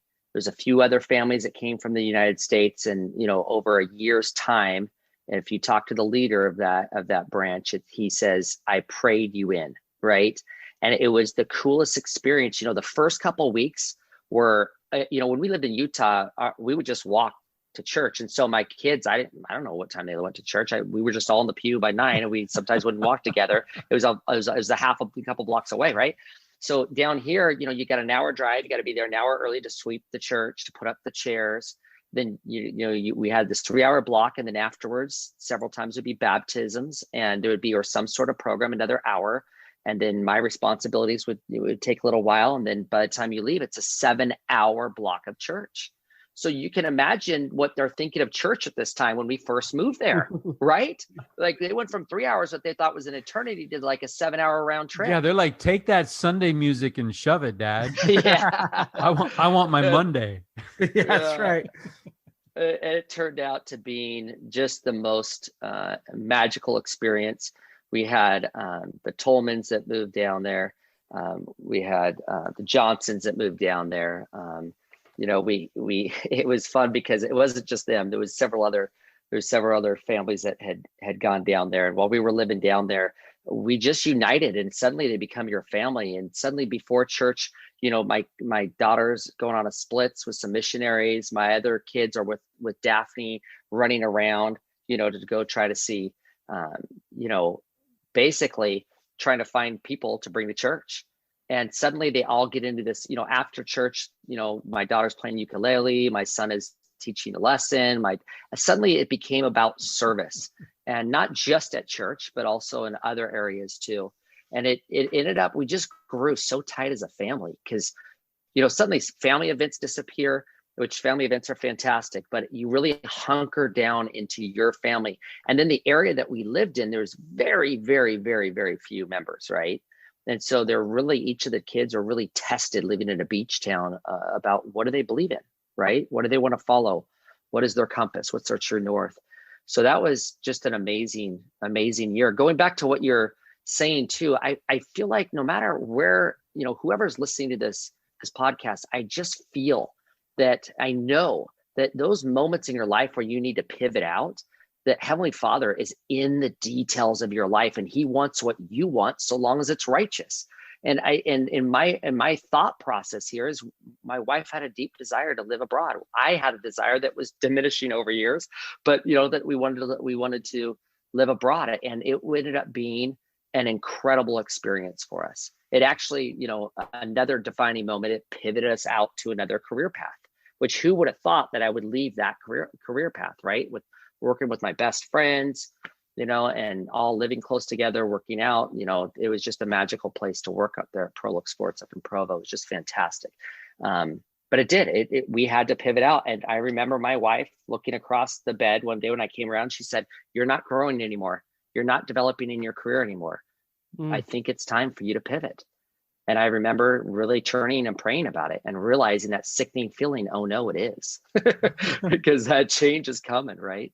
Oh, Tyler, I just thought of Russ Hill. Yeah. Russ Hill, Russ Hill having a fun conversation with his with his brother, right? Saying, "I don't need you to work for me anymore. You need to go do something else. You've outgrown." Yeah. Like, what? Well, I just want to highlight too what you said, because as listeners are listening to this, I just want to go on the record and say, Mike and Tyler are not telling you to move to Costa Rica. Yeah, definitely. We are telling you to listen. Yeah. We're telling you to provide margin, right? Tyler, you were talking about that, learning to hear. The thing that I've learned in 45 years of living you got to be quiet. You have to be internally quiet to hear that. And if we can do some things to turn down some of that internal volume and external volume, and what Tyler and Mike are saying is, it is there for us all to get answers and to hear and to live that life and disrupt ourselves, right? To choose our own adventure. Yeah. And as people listen to this, they feel things. I'm just saying, have the courage to hear it and do it, right? Because those are the words of the Savior. Those are the words of the Savior. Wise is the guy who's going to hear these sayings and do them. And I'm going to liken him to a guy who built his house on a rock. Foolish is the man who hears these things and doesn't do them. I'm going to liken him to a guy who builds on the sand. The rain is coming to both guys, right? The guy who hears and doesn't do it, the house falls, and great is the fall thereof. So, I'm hearing you, Troy, man. I love the personal experiences, and props to Elder Call, props to Daphne, right? This is your moment. Is there anyone looking back on those chapters, or anybody in your life right now that you would just love to put a spotlight on and honor? Oh, when we got down there, the people of Costa Rica, talk about welcoming, loving people. The Cesar Duran family, the Piñas family, there was so many families that just welcomed us in. And they also taught us just an incredible way to worship and to believe and to have that faith, right? That faith necessary to take one step in front of the other and to be guided. And down there, I got to tell you, what a fantastic branch. There were just so many people that we just loved down there that just really, you talk about the village that raises your family. And that was a chapter in our life that opened the eyes of our children and really helped them. And yes, you don't have to go globally to do that. You just have to provide experiences, seek after them, pray towards them, and listen. Troy, you've gone through. So you were in Costa Rica for how many years were you down in Costa Rica? We stayed one full year. A full year in Costa Rica. You come back from Costa Rica. Where do you end up after Costa Rica? So, good question. Can I tell you a story? Yeah, please. Yeah. So there's a gentleman by the name of Aaron Baker that was a friend of mine that I met down on my mission, and he had called because I lived down there close to Panama. And he said, hey, I'm thinking about manufacturing in Panama. And most people don't do that because a lot of raw materials go through the Panama Canal, but not so many are taken off and turning to manufacture. Will you go scout it out for me? So I'm like, sure. Okay, no problem. And so I got online. I hired my friend who is just fantastic to help. Cesar started working on it. Long story short, through some due diligence and getting prep and a lot of prayer and going out and flying down there. I remember my wife distinctly saying, you got to fly there. You got to check everything out before you go. And I love that because I learned that in school, and she reminded me, you remember when you're a master's, they said that you should go check everything out before you bring the client? I was like, oh, just how cool, right? So Cesar and I flew down there. Long story short, we got a meeting for Aaron to fly into, a meeting with a gentleman that reports to the president of Panama. And you got to realize we did that in 3 days. And he was over all the duty-free zones for where you could put up manufacturing facilities. And so I came in, and I had no intentions of leaving working with my best friends, right?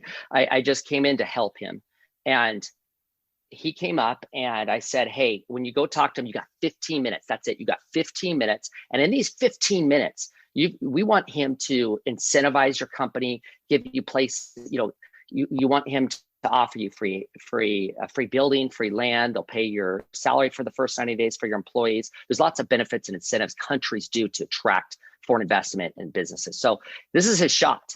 And he stands up and, Senor Leopoldo Benedetti turns and says, clock's ticking, got somebody back there with the timer. You got the American flag, the Panamanian flag, you got people snapping pictures. And I'm thinking, okay, you got 15 minutes to pull this off. And for 12 minutes, he talked about core values and developing people. And he pulls out this coin and he talks about the people that work for him. and how proud he is of them and how he seeks to develop them in their career path. And about 3 or 4 minutes into this, I'm like, hey, bro, we've got I'm thinking in my mind, we've got 15 minutes. He literally did. When the time was up, he walked out of the building. He was done. Right. And so, in 6 minutes in, 8 minutes in, I start to think about it. And all of a sudden, 10 minutes in was that bing, I want to work for him. I want to work for somebody that dedicates their life in the development of other people and their growth path. And that was uncomfortable for a minute because I don't want to leave what I love, but I also had kind of had premonitions I need to keep growing. And there in this moment, listening to him for 13 minutes, he talked about people, core values, and his people and how incredibly talented they are. 2 minutes, he said, and we do this by manufacturing safes. And, at the very end, we went to several countries for international business development. We looked at opening through Colombia and Central America and Mexico. But at the end, the one country that gave us the most incentives, that offered us most incentives, was Panama, because he's talked 13 minutes about what his true purpose was. And so when you ask where I end up at Costa Rica, that's the only thing that would take us from Costa Rica, was this growth opportunity to really do a deep dive in learning and working with a company that really focuses in on their people. And that was my pivot. And it took me to back to the US. We originally, when we got hired on with them, we were going to stay in Costa Rica for a little while and then go move up to the Merida, Yucatan area. So we came to the US just for a little while, and then it shifted and I ended up moving to San Diego and worked out of Tijuana, Mexico. Yeah, we're lucky that you ended up in San Diego. Fortuitous for all of for the Gould family, for sure. We feel the same. Same. Can you talk for a second about, because right, you have this experience in the MTC, right? The struggle of prayer, right? You have this experience of moving to Costa Rica, and then and while you're in Costa Rica, you reconnect with an old acquaintance, and yep. now you're transitioning careers that was not part of the plan. Can you talk about the role that prayer played for you in this process? So let's go back to that, right? So when we talk specifically about that transition, when I was sitting there, I was in deep prayer. I wanted to be guided to whatever I was supposed to do, return back to where I was supposed to be. And I was praying to see if this was an opportunity. And this opportunity came about during this prayer, in that moment when I was listening to him speak. And that change in my heart of instantly being exhilarated, I think, is overlooked sometimes. People might think that you all of a sudden get excited about something you shouldn't get excited about. Like, hey, should I really be excited to pivot away from working with my best friends? No, I really shouldn't. Should I really be excited to go work 60 plus hours a week instead of just working 40, right? And not being there at all my kids' events? No. So I've looked back at my life, and when I look back at those moments of where you need to pivot in your life, we specifically look back at that moment, and we both, Daphne and I, received an answer that we were supposed to pivot. And so that transitional moment, right, is so important that you look at the subtle signs, right? Mm-hmm. The signs of, why am I being excited? Why am I feeling this passion or this inspiration to pivot? Why am I going there? Can I ask you about that for a second? Because you said, you talk about looking for the subtle signs. I mean, that sounds really easy, but I think that's hard to do, right? To be able to be in a position where you're just looking for the smallest things and interpreting those things. Can you talk about that a little bit? Yeah. It first happened for me. Growing up my whole life, I wanted to catch bad guys. I wanted to be in law enforcement. That was from the earliest age until I was a police officer and applying to the FBI. That was my career path. And I had spoken, my dad had a really good friend that was in the FBI. He sat down with Daphne and I, and we talked about our future career, my career. And he said, be an officer first. I went to go be a police officer. And it was a fantastic, incredible experience. I'll talk maybe later on. I'm passionate about prayer in your career, and praying for those around you, and being in your career. You can enhance and help so many people. But to go back to this moment, Absolutely loving it. I'm about 2 years in as an officer, and my friend had started this company that I mentioned, Prolix Sports. And I remember coming home and sitting there on the front porch with my wife, and we started talking about this business that Dusty had started, and Jared was there, my brother, and all these people. And I felt all of a sudden really excited about something I shouldn't have been excited about. And literally, I'm telling you, when you're a police officer, you have an adventure every day, right? Some good, some bad. But in this moment, it was about starting off as being a salesperson, and I was never into sales, and to go sell team sports apparel, and that wasn't a passion of mine. Team sports apparel at the time wasn't at all, but yet I felt this enthusiasm for business itself and growing a business.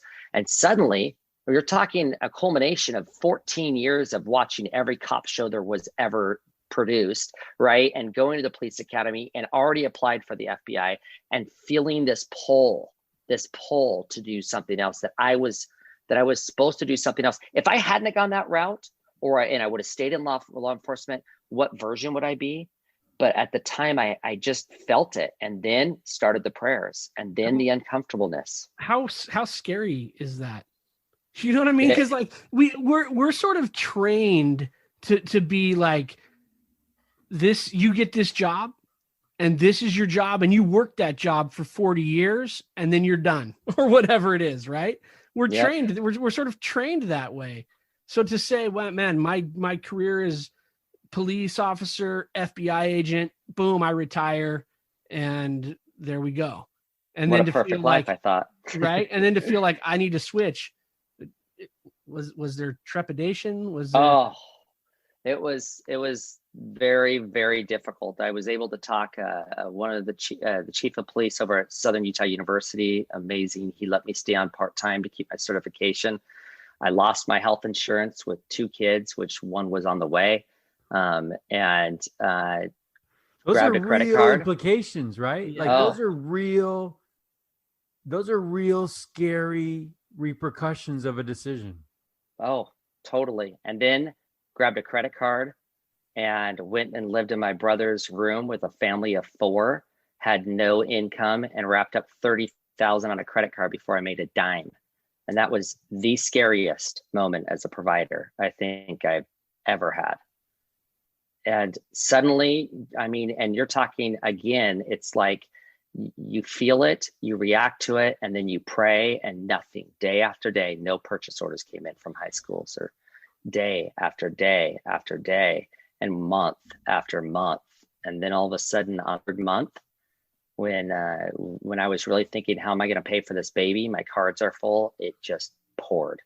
It was just like, this will date me. The fax machine was going crazy, right?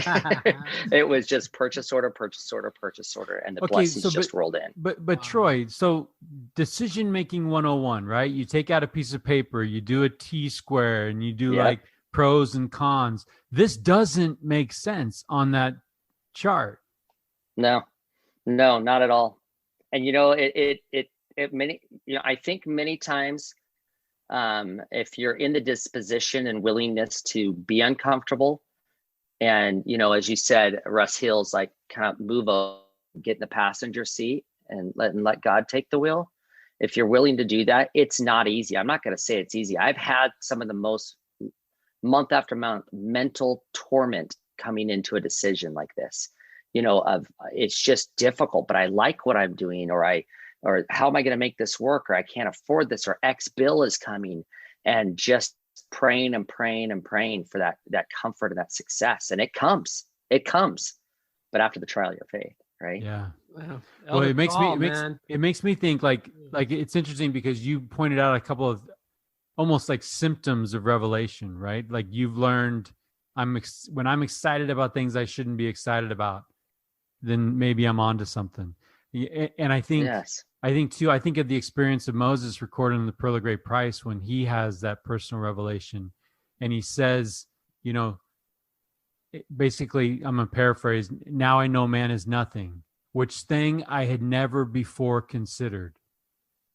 Right. And to me, like, that's when I have that's when I know I'm in that personal revelation mindset, is like things are coming to my mind that I've never kicked around, right? You sitting with your wife, you were going to be an FBI agent. You were going to be a police officer. You were going to retire.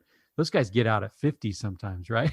Like, it's not a bad gig. You wear a gun to work, but like, you know, that was your childhood dream. And now you're talking JV reversible totally uniforms. Not nearly as exciting, let me tell you. It was a rough start. Oof. Yeah, that's fascinating to me. Fascinating. Yeah. I do want to put a shout out though, and I'm interested.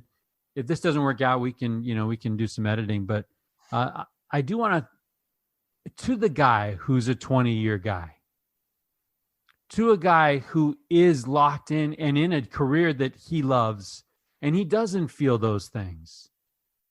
What can we say about his growth? Oh, I love this topic.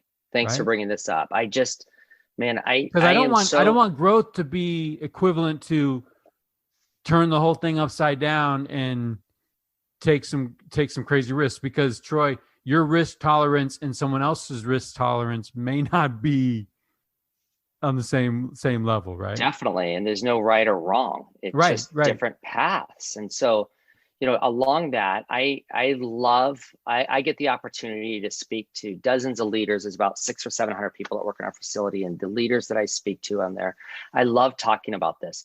If we can lift where we stand, right? If we can help others win together, and if we can help whatever our career path is, it doesn't matter what it is. It really doesn't. What matters is that we choose every single day to get up. I remember waking up as a police officer one day and just pleading with Heavenly Father, let me help somebody. Let me help somebody. And the most magical event took place, and the best arrest I could ever put on the books, right? Of protecting families.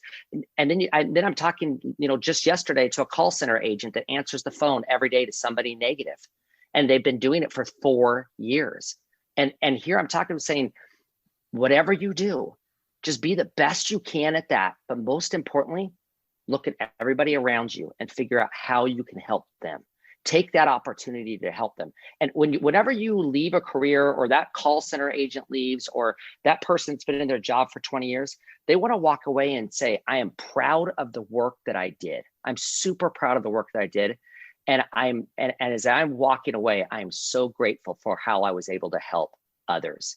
Man, anybody can do that. Doesn't matter what job, whether you're stuck in a crappy job or not. What a powerful prayer, right? Let me help somebody. And Tyler, you got to love his answer. It doesn't matter. That's right. Amen. When he says it doesn't matter, that strikes right at the heart of your experience there. Yeah, you know, absolutely. So is that process for you when transitions come, when things shift, when things change, always the same? Are you always looking at the same source? Yeah, absolutely. I think, you know, whether I'm seeking after promotion or a pivot at work or a change in our life, I've just come to the firm belief, any religion I'm ever talking to anybody with different religious beliefs, I absolutely know that Heavenly Father cares about what you care about. And in your career, you can be blessed to help people and help your own career. I was talking to somebody and they were talking about, well, I don't really pray much about myself. Really? That's like such a beautiful thing, right? It's where you're connecting with this celestial being with the same goal in mind of, hey, I want to advance. I want to better provide for, I want to have success, right? And so I think that it's not just these big pivots. I absolutely am passionate about just that role that Heavenly Father will answer you, which things people even say when you're trying to tell a cousin or you're listening to an uncle and he's like, well, nobody really cares what I'm doing at work if I'm going to go do X. And I think, yeah, they do. Yeah, I know somebody who cares and he'll help you, even if it seems so insignificant to everybody else. Pray over your crops, right? Pray over your crops, pray over your flocks. Well, it's funny because I had someone ask me this a while ago. They said, is it selfish if I'm praying for myself? You know? And I was like, no, man. Because think about it. If we're to your point, right? If we're praying that we can be in a better place, and that allows us the opportunity to help someone else, right? Yes. I mean, we're connecting these things, right? And I think, Well, and what does the stewardess tell you when the air that's mask right. drops Put down? put Yeah. on your mask first, and then You Yeah. better take care of you, right? We need to be praying for ourselves. We need to be praying for to be strong and to be guided and led, right? Now, I mean, I do think it's important that we don't ask amiss, right? We're not asking to win the lottery. We're not asking for those kinds of things. But I got to know this, Troy. At this point in the program, take me back to when you win this wife of yours. How did you meet Daphne? And tell me how that experience went. Yeah, I met her down in Southern Utah University. I remember when I first, I was a sophomore, she was a freshman. And I remember walking by and she was talking to a couple boys sitting on a porch. And I remember walking up and talking to her, kind of unabashedly, kind of like, oh, hi, excuse me, guys. I'm your next door neighbor. My name's Troy. Great to meet you. Hey, guys. You just cut in. You just cut in. Totally. And I remember walking away and having this thought in the back of my head. I wonder if I'll marry her one day. And what's crazy is our relationship isn't this beautiful, story about, oh, we met and everything was perfect. And 90 days later, we're engaged, right? This was a year and a half later we were married. And this is through multiple breakups. And I think there's this illusion sometimes that, after people break up once or twice that, oh, it must not be right. But that wasn't the case. We were growing, we were learning together, we were dating others. We went through some challenges dating. I learned a lot, and then came the moment, right? And the moment where my prayer was answered, and I knew that she was the one. And then we weren't even the Friday night. We went to homecoming with two different people. A week later, I'm driving up the sea up towards the sea in Cedar City. And she says, do you think we'll ever work out? I mean, we're not even seeing each other at the time. And I've got a ring in my pocket. And I'm like, I seriously turned to her and I said, babe, I don't know. I really don't know. And we're driving up to this mountain and we get up at the peak of this mountain. Whoa, hold on. I gotta stop. Yeah. The Friday before you were on a date with another girl. She was on a date with another guy. You are in a car heading up to the sea in Cedar City, and you have a ring with the 100% intention to propose. Yes. To Daphne. Yes. And I think that last date, right? And she says to you, do you think we'll make it? Yeah. And I gotta say, I know how I felt when I had a ring in my pocket. Oh, totally. And it was a sure thing. Oh, yeah. Right? I can't imagine what you're feeling. I love the confidence that it was a sure thing, though. It was a sure thing, man. It was a sure thing. She's already not listening to this. I'm going to keep her away from this because that first answer, man. I mean, I gotta keep her. So you proposed to her. She says yes. Yes. Yep. And we dated long enough. We were married 6 weeks later. And wow. So it was, and then we went on, started the adventures. Right. And I think it's important, my wife always goes back to, she would love to say, we think our kids should date 10,000 hours because of Gladwell. Right. But the point is you can't date that much, right, before you get married. But the idea is you really get experience, travel together, camp together, trek together, worship together, you get yourself in all these different situations, and it really helped for a strong foundation. So when I started wavering in what people would call wavering, not my belief in God and answer questions, but had scriptural challenges, maybe, she's not worried, right? She's embracing it. She's okay, what's going on, right? Or I have these different challenges.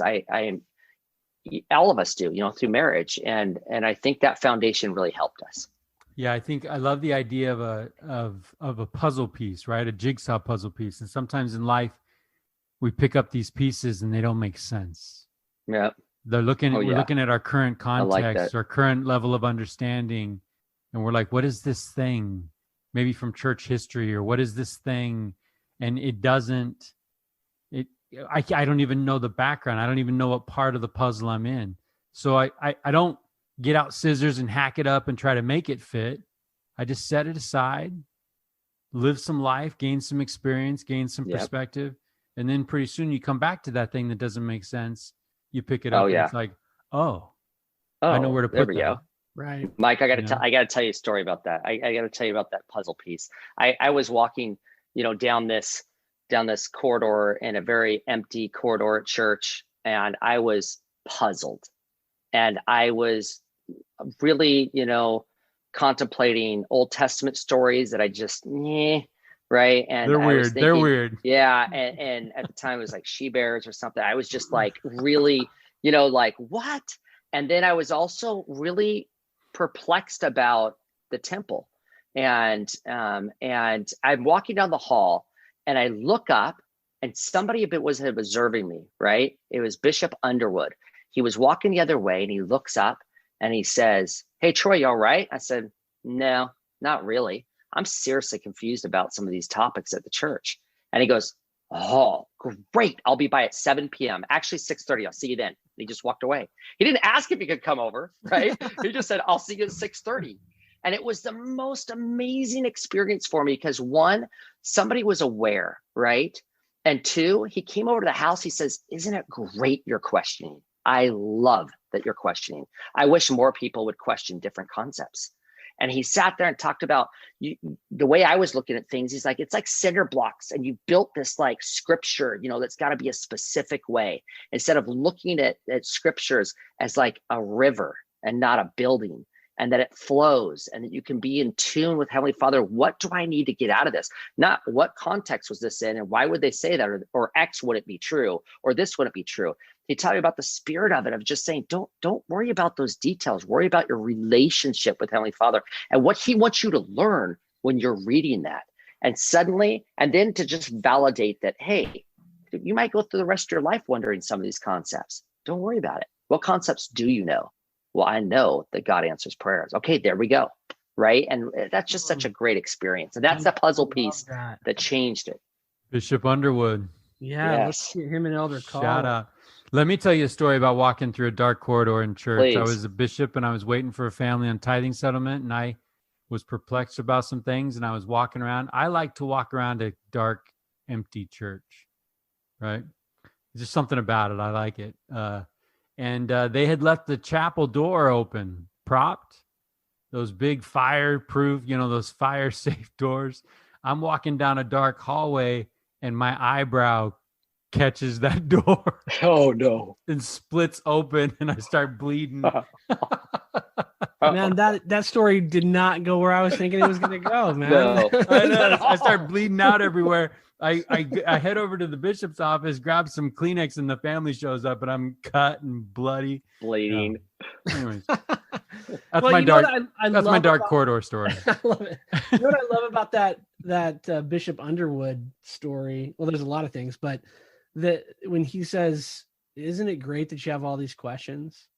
I mean, I think it's again, there's this idea that we have to have things figured out, or we have to have a perfect knowledge of things, and then we can embrace it, or we can move forward. But if we have a doubt or we have a question, then we're disqualified somehow, or invalidates the rest of the things that we know. Right. Yeah. It makes me think of that verse that where Mary's pondering things in her heart. Right. As she's looking at the events and she's just trying to make sense of what is happening, what she's been called to do, and what will come from her life. That verse is and she pondered these things in her heart. Right. And doesn't it, when someone says I'm questioning, like, I always feel like that means you're thinking. And thinking is good, right? Good, very good. It's a good thing. You're chewing on it. You're chewing on it. Right. I was talking to someone the other day, and it's someone who is not active in the church, right? I called him out of the blue, and I said, I was thinking about you, and I think you need to go get a patriarchal blessing. What do you think about that?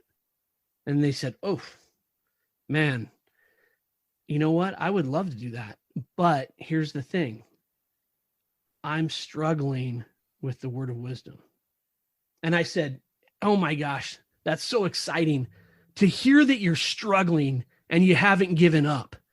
Like, that's exciting.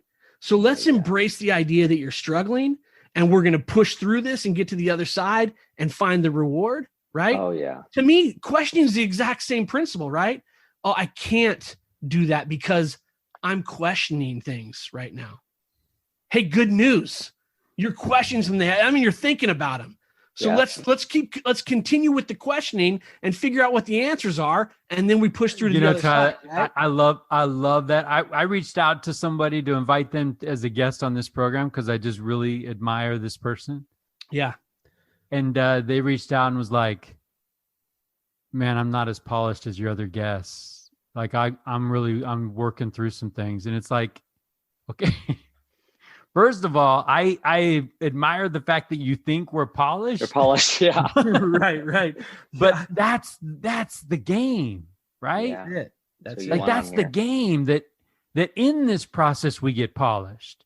Yeah. Right? We get tossed around and we're trying to find our bearings, like back to Troy's that North Star idea. Yeah, right. Mm-hmm. Like, okay, my world is upside down, but what do I know? Boom. That's north. Okay, then let's go that way to get back home. But the idea is like, that's why I admire you, brother. That's why I love you. That's why when you raise your hand and you say something in church, everybody listens because you're there, you're authentic, you're real, you're vulnerable. You're working stuff out. You're not fronting anything. Absolutely. Right? Guards down, shields down. I'm a wreck right now. Love it.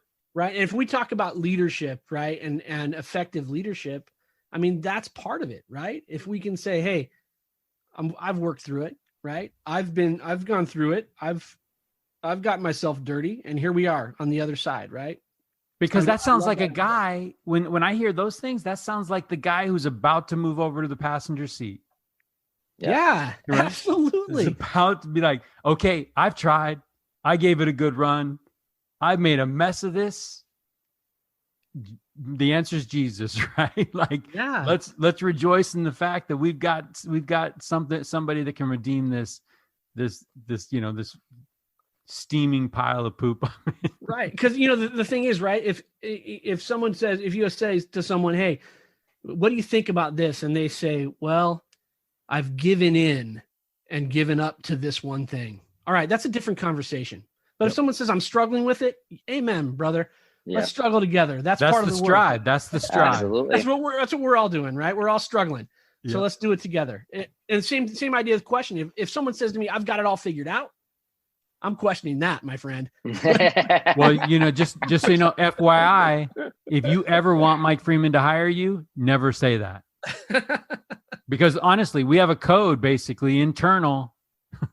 I'm not giving away company secrets, but if somebody comes across like they've got it all figured out, you're not our person, because we don't, right? Yeah. Or if you do, you're stuck in a way that it's not going to make room for innovation. It's not going to make room for what's mindset, different, man. Right. If nothing changes, nothing changes. Yeah, absolutely. Troy, let me ask you this. With all of this, we talk about transitions, we talk about these journeys and making choices and pivoting and all of this stuff. And then we talk about the process that you've gone through that's helped you pivot successfully or learn some things in that process. What do you hope your kids are learning from watching you go through these things? Adaptability, to be able to be in any environment and be true to themselves, to be able to go after whatever they want to, go after, even though it's breaking from the norms. And it's okay to not be part of the norm of society, right?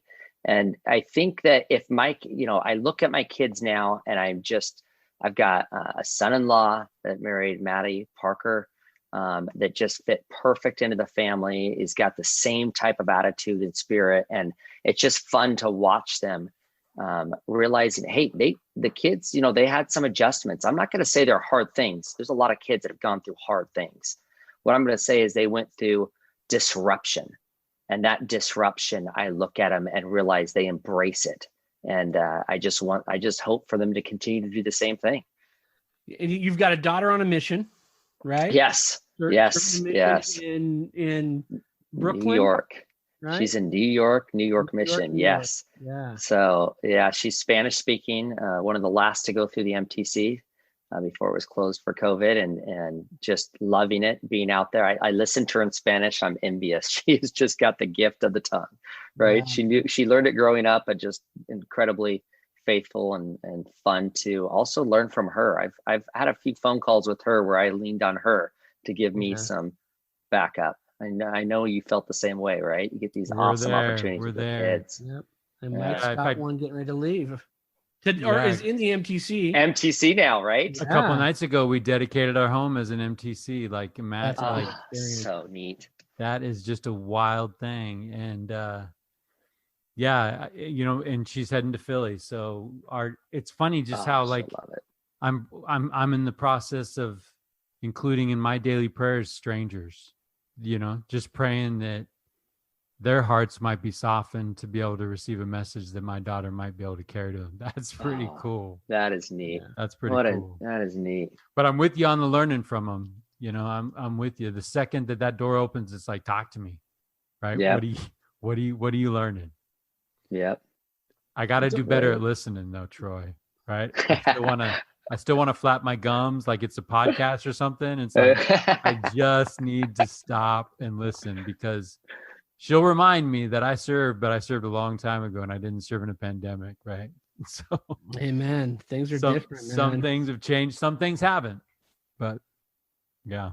Well, they're better for it. I love your answer about adaptability, I mean, think about it's cool that you've modeled that, right? For your kids, that, hey, we end up in a different spot, and yet here we are, right? We're the Blanchards. We have the motto.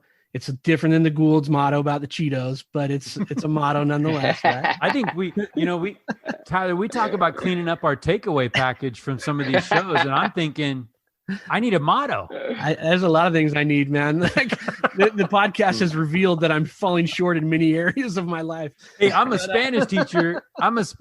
My kids don't know Spanish.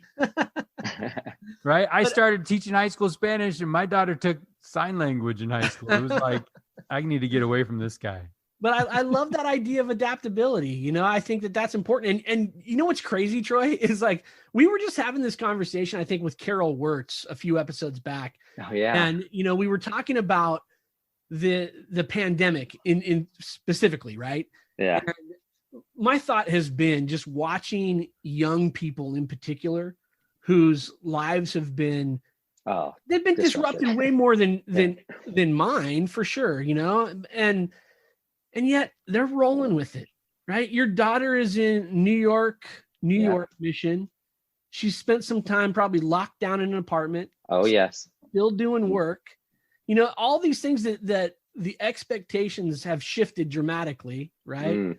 And yet the lesson of, hey, look, you can be in any environment and be true to yourself, right? I mean, that's a powerful thing. Like, and if we were to rewind 10 years of you sitting around with your kids going through these lessons, I don't know, maybe you did, but you probably didn't consider there would be a pandemic that would shut everything down.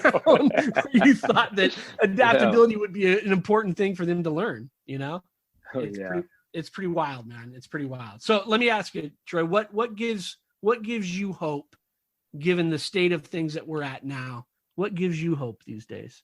Oh, man, I hate to beat the same drum, but disruption breeds such cool shifts in everybody's lives. So when all of a sudden you have this disruption take place with the pandemic, it's incredible to see the new jobs that were created, right? It's incredible to see where are we going to go in the future? What kind of science is going to be brought out? How can we participate in this, right? And so for me, looking towards the future, I'm excited to see what the world learned from this, right? What they internalized and how they either made their life better, or hopefully we helped them, those that didn't have such a great turnout, right? That we can help them go forward. What gives me hope is podcasts like these, with the ability to get on, and anybody that wants to be motivated or connect to their Heavenly Father, or learn about passion, or learn about motivation, or learn about any topic they're interested in. You know, if it was my wife, it's international relations. If it's my daughter, it's, you know, how to be a better missionary. You can find it all. You can find it all. Absolutely. That is such a cool thing that we live in. That gives me, I'm excited. Well, these are trying times, and you kind of alluded to it, that they are hitting some people almost inequitably. Some people are really, really struggling. What can you teach when everybody's dealing, right? How does Troy Blanchard deal when it gets hard? Oh, I have to go back to a Bishop Underwood moment. You know, 2009 was, you know, one of the most devastational times when this disruption took place, that I really couldn't see past it. You know, I had this moment where I truly lost innocence in what I had understood faith to be. I had prayed, I had fasted, I had worked my guts out to make sure that the companies with what I was working with would be successful, and I poured every penny I could into it. And I was unwavering while everything was collapsing. I said, no, with God, everything's possible. With faith, it's all possible. And I'm going to pray it, will it, and work towards success.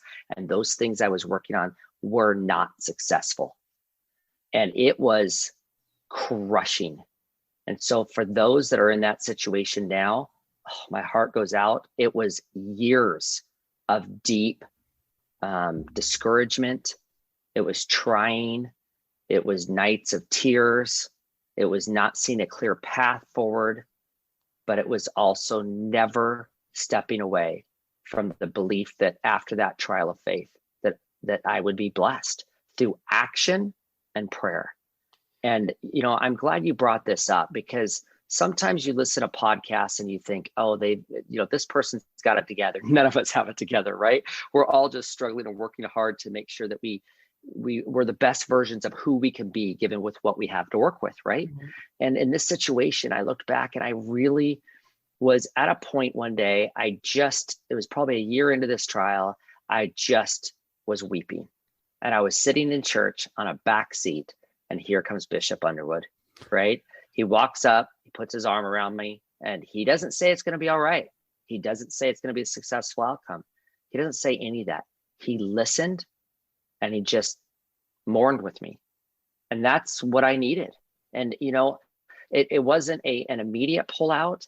It was a little, you know, in my mind, if you were to talk to my mother-in-law, my dad, my mom, you know, all these different people had actually said to me, it'll go by quicker than you think. It's going to go by quicker than you think, right? You know, you'll recuperate. Everything's going to be better. You know, it's going to happen faster. And it didn't. It wasn't quicker than I thought.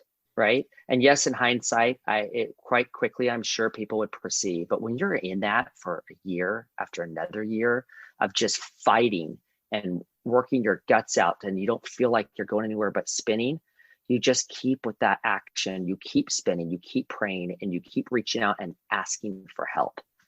And I tell you, that is the best way anybody that's in that situation right now will get through it.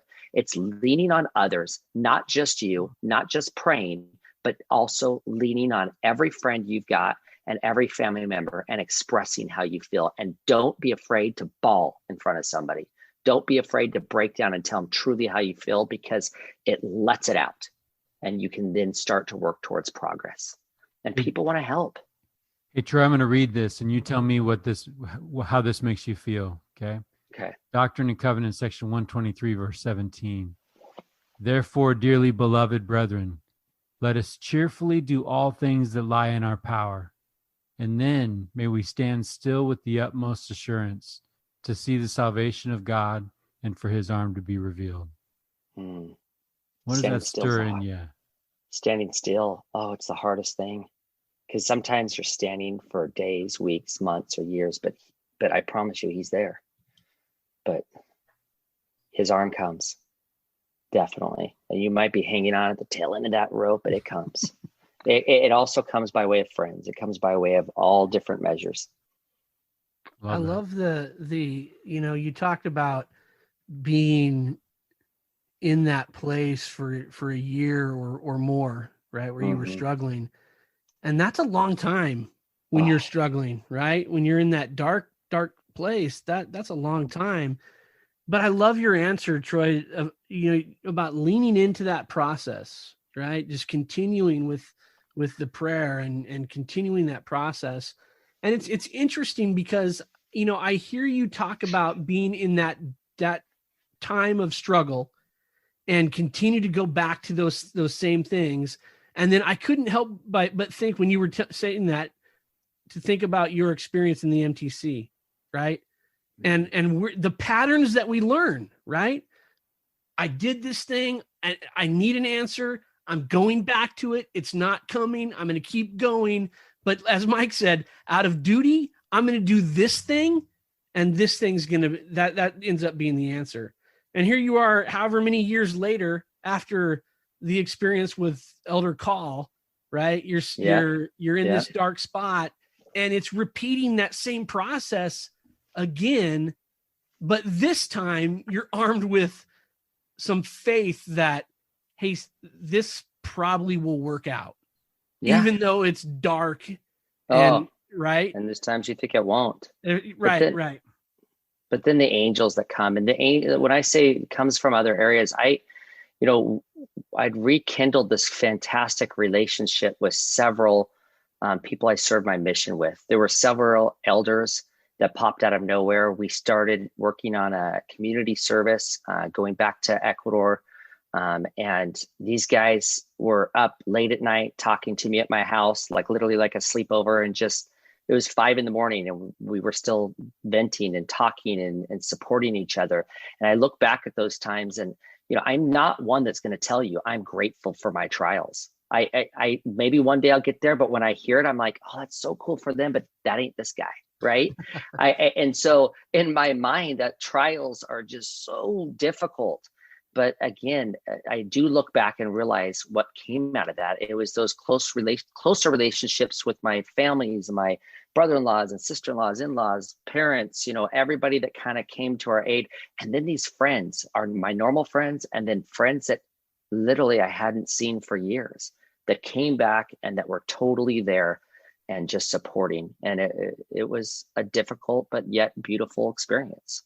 So my friends, Troy, when you come rekindling, go ahead. When you come out, as I hear this, I'm thinking of the 10 lepers, right? And 10 lepers are healed by the Savior, and one comes back and falls at the Savior's feet and says thanks, and he says, "We're the 9." How do you remember? Human nature is to forget. Mm-hmm. How do you remember what it was like, and how do you remember in maybe a day of plenitude when there was a day of scarcity? I look at the approach of anytime, I'm going to take this somewhere that you probably don't think I would. When you want to learn something, you have an element of vulnerability. That's how you learn. You have to recognize that something that somebody's saying, they know something that you don't know, and you want to learn it, right? So you have to be vulnerable in that moment. And if you have this disposition of, I want to lead with humility, I want to be a parent with vulnerability and humility, and remember that literally it was, to me, it was a blink of the eye where, I went from having success to, in my mind, what happened with my faith? What happened to the will of this? And what happened? What happened? Like, I thought I could do anything with you, right? Praying. What happened? I fulfilled my part. I mean, I worked crazy 70-hour weeks type stuff, right? And it just, faith part didn't work.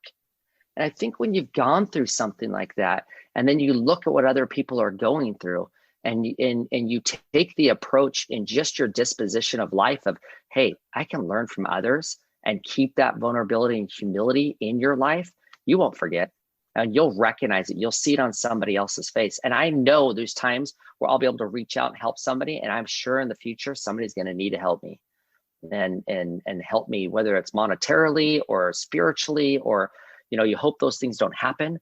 But if you live your life like that, you will recognize those that need that help. And because I seek after trying to help others, I'm not far from it.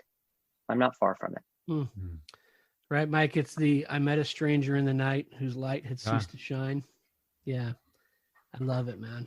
It's going to come back around. I don't even want to ask this last question, man, but we've been here a couple of hours, and I've got all kinds of homework, Tyler Gould. Troy, you've been a blessing tonight, and we are grateful for the way that you showed up, for the way that you shared your story and represented your wife, represented your family, represented your parents, represented everybody that's helped you along the way. And this show's patterned after one of the greatest, right? At least fictional, anyways. George Bailey did it the right way.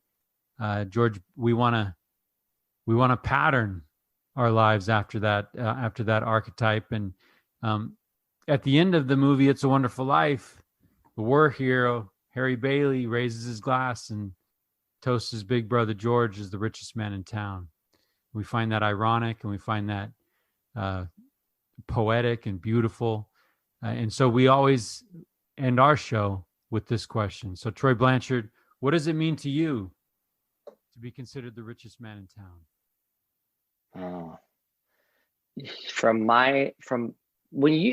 First of all, thank you for having me on the show. I appreciate it. I love listening to you guys. You're coming back. I love listening to the guests. I've really enjoyed it. You know, I always think of, when I hear you guys, right? There's an element of an aspect of your life I want to model. I want to be like.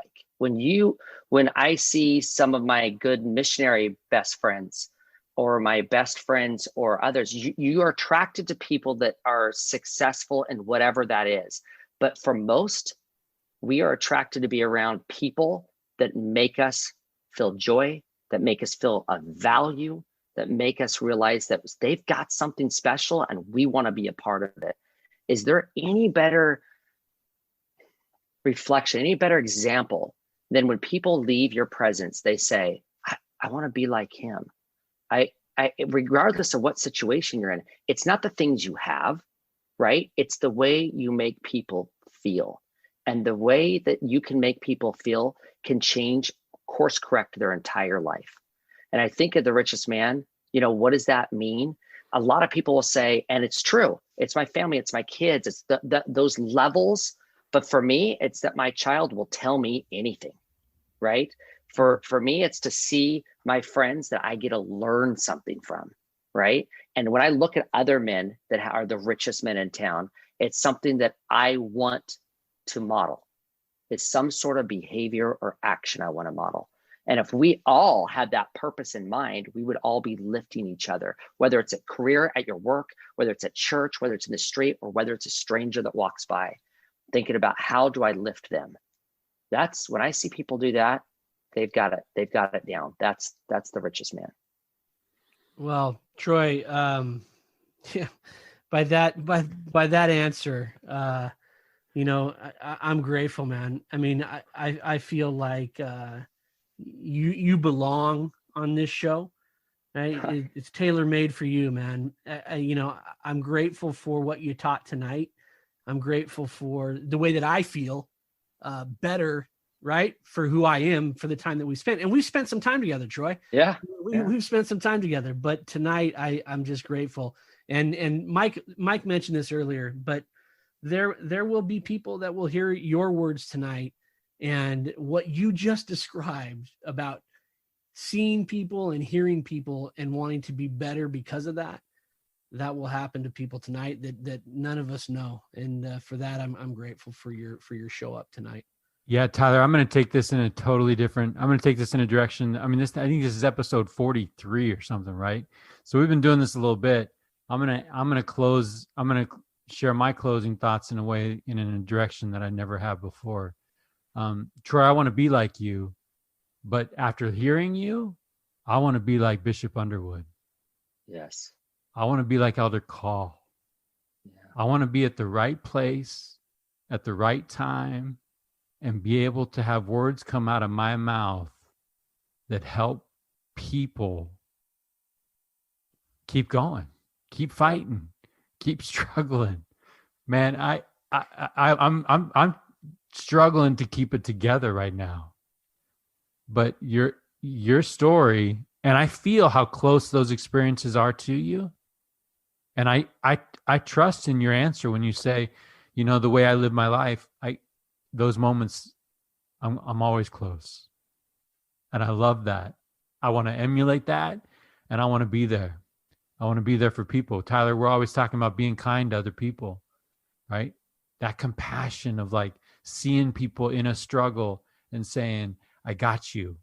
I want to be part of that circle that's going to keep you, you know, struggling through this thing. Yeah.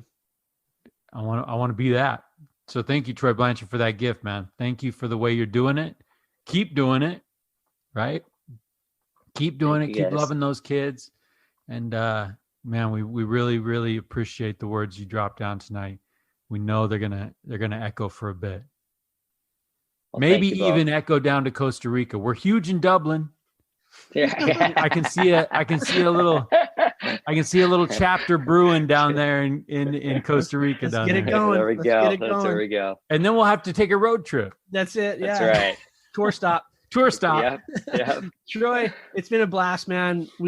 I love you. I appreciate you. I'm grateful for you, man. Thanks for being here tonight. Heck yeah. Thank you guys. Appreciate it.